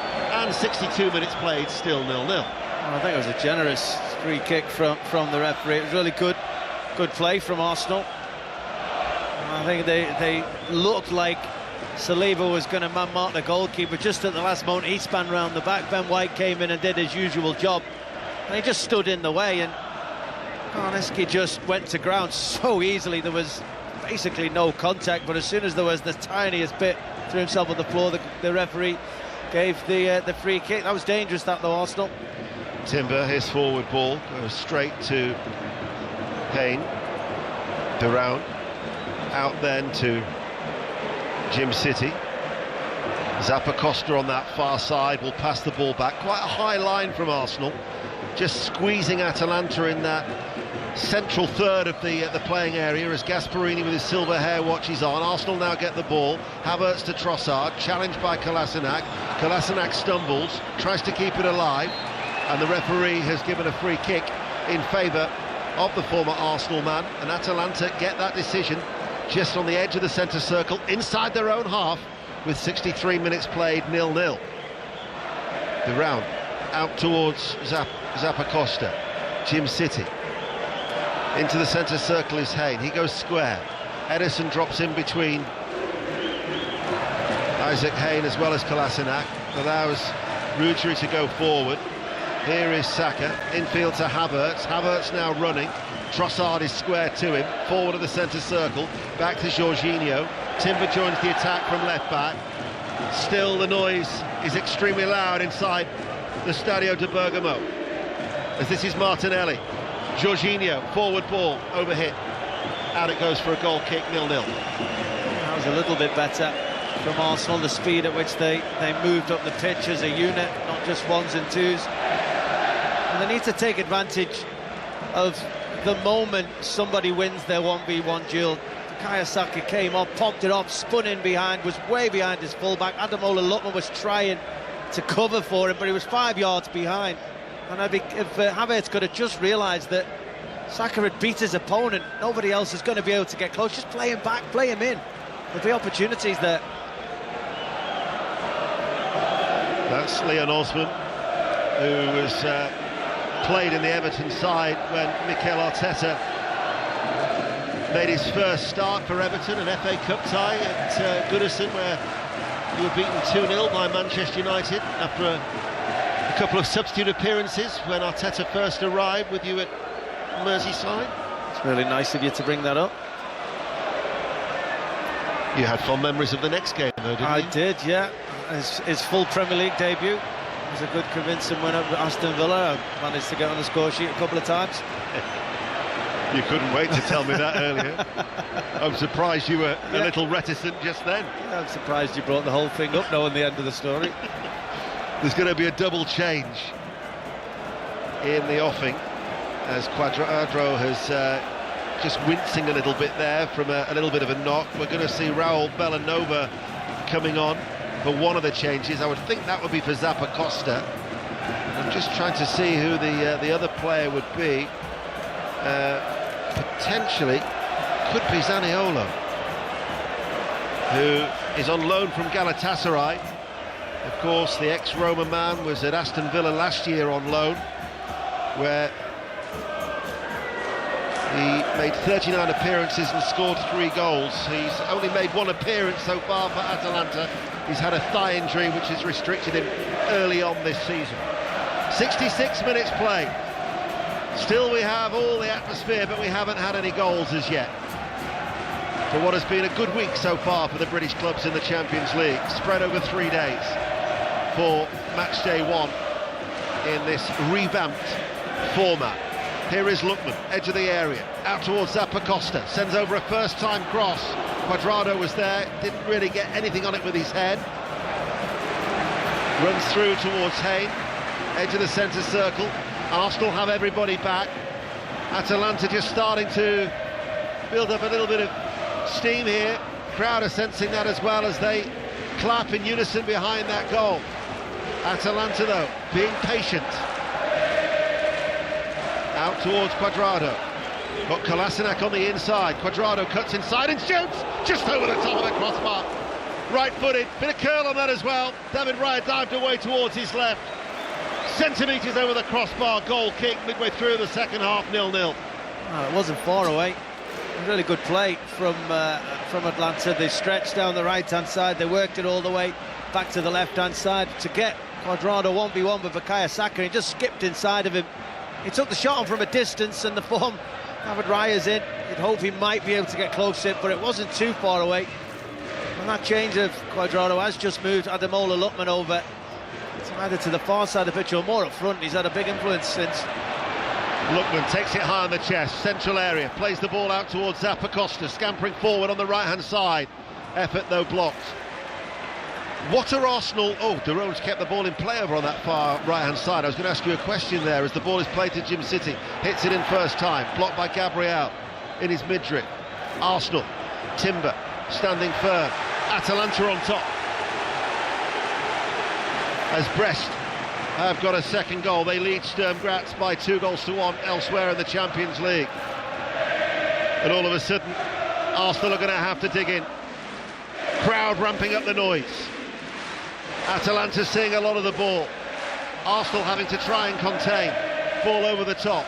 When you consider the early stages of the first half, Arsenal had about 3 shots off target. They had the Saka free kick that produced a good save. It's been a long time since we've seen Arsenal have a worthwhile opportunity. Why can't Arsenal start to trouble Atalanta? I think because Atalanta are always on the front foot. Every time Arsenal are coming, every time Atalanta have an attack, they leave a player up. If the ball comes out, someone's picking it up, starting the attack. Every time Arsenal have a defend, everybody's coming back. They're leaving nobody for an out pass. So when they win the ball back, they've got no options. And every time Arsenal start getting momentum, there's not enough runs in behind for the man-to-man marking, creating space. Everybody's coming short, which then means the Atalanta players as a unit can just condense the pitch as much as possible, making it even smaller and more difficult for Arsenal to play out. They need to stretch the game. This is a concern for Arsenal because Saliba came running across to deal with a run of Retegui and he's gone down, and I'm not too sure if he's just either been caught or whether he jarred his leg as he fell, or he was just caught on the Achilles of his left leg. Yeah, that's what it was, as he headed the ball clear and planted that left foot. Retegui just landed on it with all of his weight. Would have been a painful one. And Retegui now will come off, the Italian forward, to replace by Zaniolo. Wonder if now Gasperini will change from that 3-4-3 to a 3-4-1-2 as the dark-haired figure of Bellanova is going to be coming on. Just hesitant there because Cuadrado was running off. I thought the substitute surely can't be substituted, and it will be Zappacosta who goes off as expected, because that was the only change that they made from the Fiorentina victory at the weekend. So Raul Bellanova, 3 caps for Italy, made his 3rd cap recently against Israel, comes on, the signed for £20 million in the summer from Torino. 19 minutes remaining then on BBC Radio 5 Live and the BBC Sounds app. It is still 0-0 as Trossard on this near side, the right, passes the ball back to Saliba, showing no ill effects of that little clip by Retegui. Calafiore is going to be coming on for Arsenal very soon. Missed the game against Tottenham at the weekend with a calf injury, but trained fine yesterday before the players arrived at 6:05 in northern Italy. As Arsenal now seeing a little bit more of the ball. Martinelli goes down. No foul from Bellanova. Lookman on the halfway line plays it back. The round now towards Kolasinac. Mikel Arteta as Cuadrado. Was he fouled by Saka? Referee will give the free kick. Saka tells Cuadrado to get to his feet. Didn't seem to be too much in that. Maybe just a little clip. Is Raheem Sterling coming on as well? Looks like. Yeah, double change. So Raheem Sterling coming on as well as Calafiore. Mikel Arteta just giving his final instructions to Raheem, and then he rubs the back of his head as he adjusts his socks. But it's with Ederson for Atalanta. 18 minutes remaining here in the Champions League in Bergamo. Cuadrado spreads play, too deep, over the head of Bellanova, and it will be an Arsenal throw-in on the left-hand side. The Euroleagues with John Bennett coming up at 10 o'clock on 5 Live, and as the double change for Arsenal is being made, a reminder, 4 live games over the weekend. Liverpool, Bournemouth from 3, Crystal Palace, Manchester United at 5:30, and Sunday Brighton, Nottingham Forest at 2, to be followed by Manchester City, Arsenal at 4:30. Calafiore and Sterling are coming on, and it is Saka who is one of the players who's going off, and Timber has actually gone off on that far side, so he's now going to walk in front of that Curva-Nud on that left-hand side. So Calafiore will go in at left-back, Raheem Sterling for Bukayo Saka, who is creating a bit of history tonight. Raheem Sterling, the first player to play for 4 English clubs in the history of the European Cup or the Champions League. David Batty, Yossi Benayoun, William Gallas and Kolo Touré have all played for 3 sides in Europe's elite competition, but Raheem Sterling the first to play for 4. Champions League runner-up, of course, with his time at Manchester City. So Calafiore is on as ball is easily headed away in front of Sterling, goes a long way up towards Lookman, battles for the ball. Cuadrado takes it over, it's a curling effort as well, right-footed, and that was coming in all the time. David Raya had to dive to his left, and in the end it was probably about a foot wide of that right-hand post. He's not shy about taking an effort on from distance. Cuadrado, and again he catches it really cleanly. I don't think it was ever coming round enough to really trouble David Raya, despite his full-length save and dive. But it's Ademola Lookman that's causing all the problems. Every time a ball goes forward, he's not far away from it, or he's bringing it down. He's trying to run at the Arsenal defenders. He's been a real handful for them to compete with. Here is Sterling, picks the ball up. In it goes to Martinelli, and Martinelli shoots right-footed. Their only chance of the second half so far, and as he was making a diagonal run into the inside right channel of the penalty area, 8 yards out, running at pace, couldn't keep it down, goal kick 0-0. And from open play, I think that's the biggest chance in the game. It's Raheem Sterling just getting involved. There was a bit of panic, especially from Kolasinac, when Raheem Sterling got the ball. He wasn't sure when to be tied, didn't want to drop away, sort of bundled into him, and the ball propelled into the path of Martinelli. Good first touch and a dreadful effort. Never really wrapped his foot around it, sort of chopped down on it, only ever getting it going high over the bar, and that is a big chance. Arsenal, who have failed to score just twice in their last 15 games. That was those back-to-back defeats against Aston Villa and Bayern back in April, as Monaco are leading Barcelona by 2-1, back in the Champions League after a 6-year absence, leading the 5 times winners in the Principality. Monaco 2, Barcelona 1, Brest 2, Sturm Graz 1, Atletico Madrid 1, RB Leipzig 1 are the other latest scores. Still goalless here with 14 minutes remaining.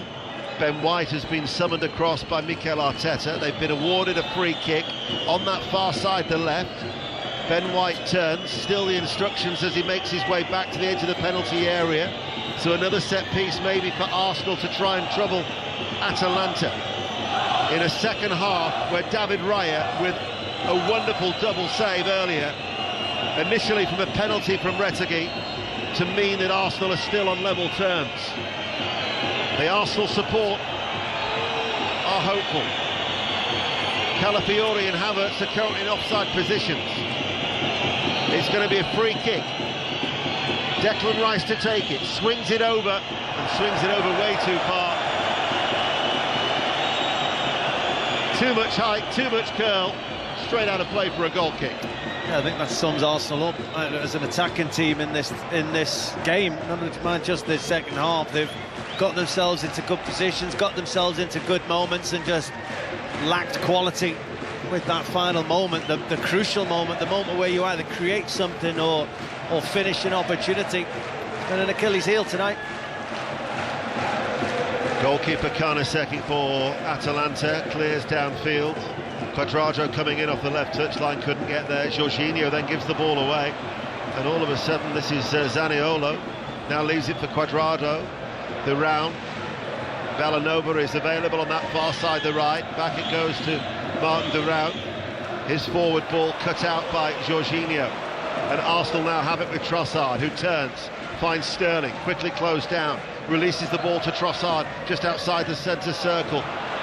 And his ball was a poor one. Have been times where they have been sloppy and a lot of errant balls from Arsenal at times this evening. Yeah, but the thing is, they're not always when they're under pressure. I mean, just like that, Trossard takes a pass, plays a 1-2 with Raheem Sterling, gets time on the ball, and then just plays a sloppy one when it was such an easy pass. And that's been the surprising thing about Arsenal. They've given the ball away under no pressure at all. Quite often, yes, you challenge, you're in the stadium like this, you get put under real pressure in real tough areas of the pitch. That's not when they've given the ball away tonight. It's been under no pressure, probably near the halfway line, and it's either just put them on the back foot or stopped any kind of forward move that they might have. Jorginho not happy with Raheem Sterling, who was quite stationary and didn't make the run away from Kolasinac that Jorginho was looking to try and dink that ball over the top. As White goes back to Rice, drops inside his own penalty area. There is the pressing once more from Atalanta, and as a result of that, Arsenal are forced to concede a throw. Couldn't beat the press. Talk all day long about Atalanta's high work ethic, but as a result it was that unforced error with 11 minutes remaining as Cuadrado passes the ball now to Zaniolo. Zaniolo now waits, doesn't deliver the cross. It's a low ball. David Raya dives on that unchallenged inside the penalty area. 11 minutes to go to half-time. Well, there's no doubt who's going to be the star of the show for Arsenal, David Raya, if it does stay like this. Yeah, I mean, that's the good thing. We're talking about, as I said, at 10-11 minutes to go till full-time, and you know, they're still 0-0. They're still, at the moment, coming away from this with a point, despite them being way off it as an attacking outfit, being way off what we're used to seeing their performances like in the Premier League, and that's testament to how they defend as a team. It's testament to players in big moments standing up and defending well. This is Saliba. Calafiore continues to come forward and passes the ball to Trossard. Trossard chips it into Havertz, who gives chase, and Villanova sees it safely out, marshals the ball behind for a goal kick. Some of the Arsenal supporters may well have travelled on the Bergamo funicular, which passes through those Venetian walls from the lower town to the Città Alta, but tonight hasn't really been much fun for them. No, it certainly hasn't. The game has not gone the way they expected to, with open attacking football. I mean, yes, you know you're in for a difficult even, but you're probably expecting to see your team create opportunities and certainly pass the ball far better than they have done. The game is still there. It could still be a positive result. They could still come away from here with a minimum 1 point, but they have had a moment. That Martinelli chance could have made that travel and support away from us feel like it's been a completely different evening. So is still time for them to just get one opportunity and take it. When Atalanta were last in the Champions League in the 21-22 campaign, their last 4 games saw them score and concede at least 2 goals. They drew 2, they lost 2. Never in the history of Europe's elite competition has it happened in 5 consecutive games. So after a total of 20 goals were scored in those 4 fixtures, 0-0, as that end towards our left is just bouncing. Some sight. Rice on the halfway line. 9 minutes to go of the 90 here in Bergamo in northern Italy. It's Gabriel to Jorginho, drops in between the 2 central defenders. Calafiore has gone into an inverted role, the left back. Sterling finds Calafiore, lays it off. Calafiore on the ball now. Italian international, long hair with the Alice band. Back then to Rice. Arsenal started to get on the ball a little bit more now. Yeah, it's took, what, 81, 82 minutes for a little bit of a passing move inside the Atalanta half. Still not looking like creating. They're still all coming towards the ball. Still nobody, there we go, nearly making a run in behind. But it's not been that kind of evening. There's not been enough times where somebody makes eye contact and says, here, spin it in here. It's the type of evening a player like Jamie Vardy would have had a field day. Somebody that just says, put this ball in behind, I'm going to run in behind it, because it's not a type of defensive structure you come up against a lot in the Premier League, where the opposition basically go man-to-man all over the field. And Arsenal are so used to coming into spaces and somebody rolling round and someone making a run to create space for someone to come short. That hasn't happened this evening. When they have come short, somebody's gone with them, somebody's been tight all of the way. It's been a different look at how to defend Arsenal have come up against today. That's the voice of Leon Osman with us here on BBC Radio 5 Live in Bergamo. Still 0-0, 7 minutes of normal time remaining. Gabriel, forward ball. Trossard runs into space to get there. Left of the centre circle. Raheem Sterling has stayed out wide on this near side, the right.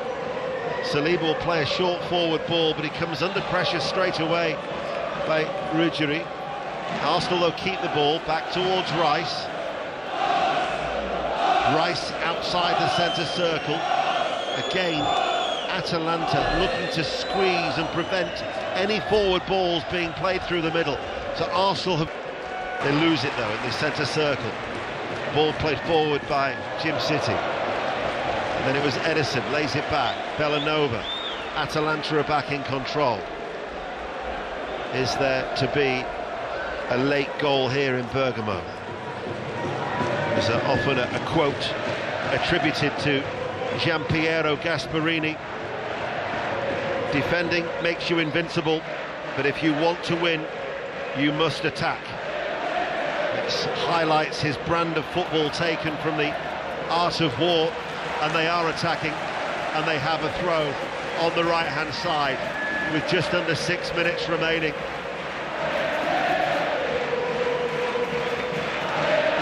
The supporters singing to their heart's content. 0-0 in the Champions League, rounding off 3 successive days of Champions League coverage on BBC Radio 5 Live. Bellanova, right-hand side, midway through the Arsenal half. Arsenal have everybody back behind the ball. 2 more changes are in the offing from Atalanta.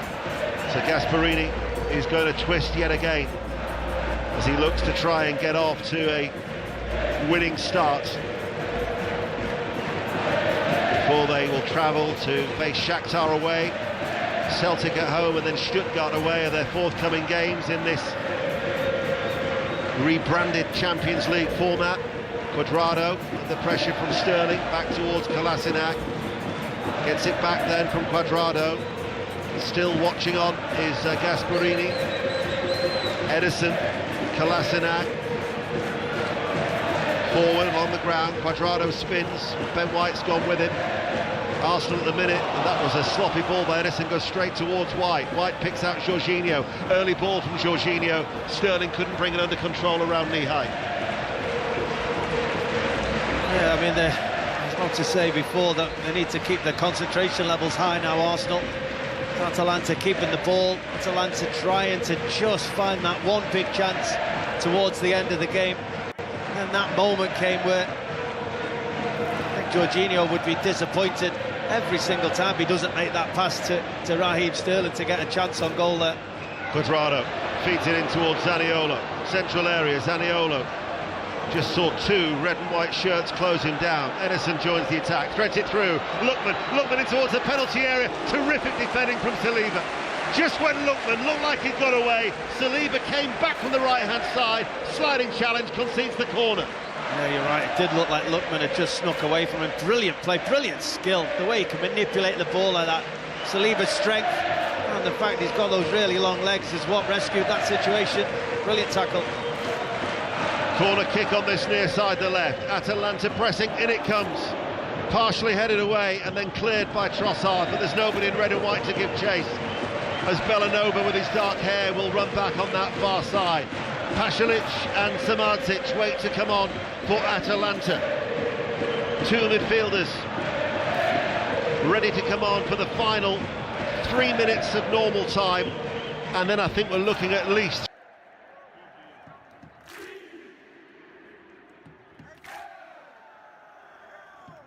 last night. Arsenal drawing here this evening ahead of their meeting at the Etihad. On Sunday, you'll hear live on BBC Radio 5 Live from 4:30. Arsenal's record, incidentally, on the back of European games has drastically improved in the last two seasons. And they'll go into that game with their excellent away form in the Premier League with a lot of confidence in that respect. As Sterling was caught late, he goes down. Free kick to Arsenal, which White has taken too quickly, and there's got to be a stoppage, because now is the opportunity that Atalanta will make a couple of changes. I think Kolasinac is one of the players who's going to be coming off. Indeed he is, the former Arsenal. No, it did say 23 on the electronic board. Stephanie Frappart is the fourth official, and the wrong digit was entered. So Kolasinac did say what me, and instead it will be Ruggieri to come off. So Mario Pasalic, former Chelsea man, Croatian international, got 5 loans away from Stamford Bridge, never actually played for the club, and Lookman also comes off. So Ademola Lookman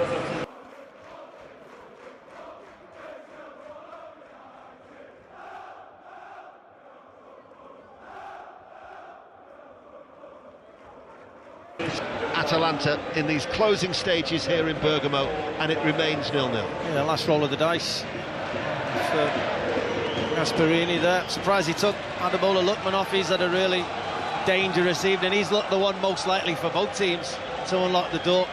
From Arsenal now, it's, as I said, keeping those concentration levels high. Had a reasonable performance away to Porto last season, drawing 0-0, and then just lost concentration in added time, just as it got to the end. Sterling wrestling with the ball up against 3 Atalanta players, and a free kick for just catching Edison will mean that Atalanta, to the left of their own penalty area in the last 30 seconds, have a free kick that they're going to go long, you'd imagine. We'll find out how much we'll have on for added time, as Mikel Arteta is venturing out of his technical area. So Stephanie Frappart is just saying, just come back a bit in front of this main stand. As Marco Carnesecchi, the Atalanta goalkeeper. Arsenal have pushed up quite high. That back line is within 10 yards of the halfway line. Carnesecchi hits it downfield. Declan Rice drops back. Zaniolo was there. We're 4 minutes of added on time, which we're now into here on BBC Radio 5 Live. Ball headed on by Pasalic. Tidied up by Gabriel. David Raya hits it first time, slices it, and it curls away from Raheem Sterling, and it will go out of play for a throw.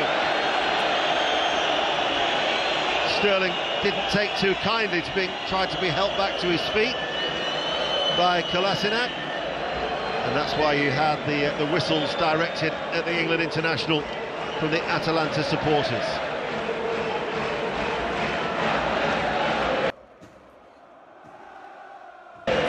Kolasinac waits to take the throw. What do you think the overriding feeling will be from your former teammate? Well, I think before the game, I think you'd want to come here and take all 3 points. I think sometimes you go away and you feel unlucky to get a point. I think this will be a really good point if they can come away with it. Atalanta, though, are still probing. And for their efforts on the left-hand side, through Zaniolo, they've got a corner kick on this near side to left. We're into added on time on BBC Radio 5 Live. It's still 0-0. A minimum of 4 to be played.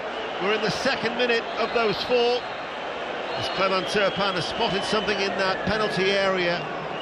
We're at the other end of the ground. We're level with the penalty area to the right. And we're looking away towards our left-hand side. And he's having a word, I think, with Zaniolo. And Declan Rice is the French referee. Arsenal have got everybody back.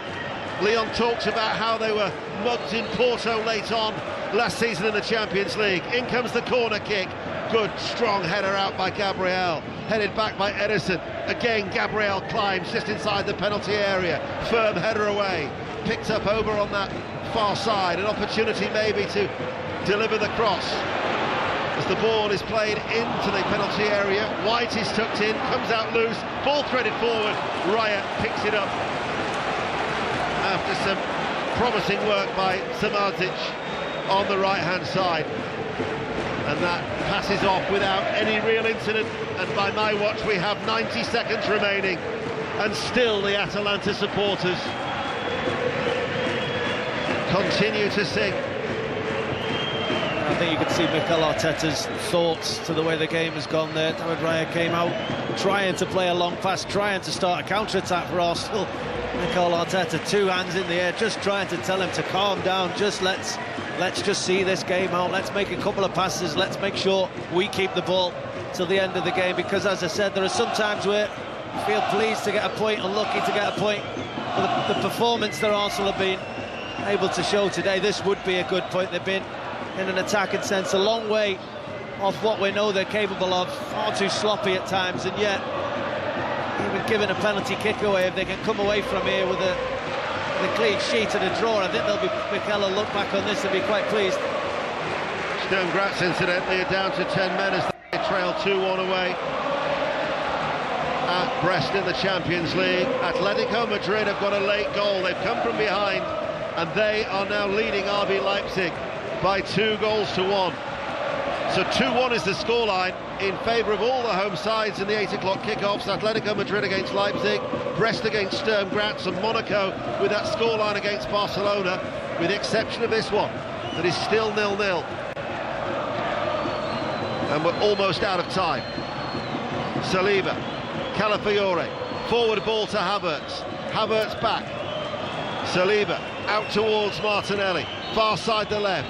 Martinelli swings over the cross, and the goalkeeper Karnaseki catches the ball, and the referee sounds the full-time whistle, and it is finished. Atalanta 0, Arsenal 0, and David Raya, undoubtedly Arsenal's hero, saving the penalty for what was part of a terrific double save to keep out Retegui. And in the end, I think Arsenal will look back and say, what an excellent point on the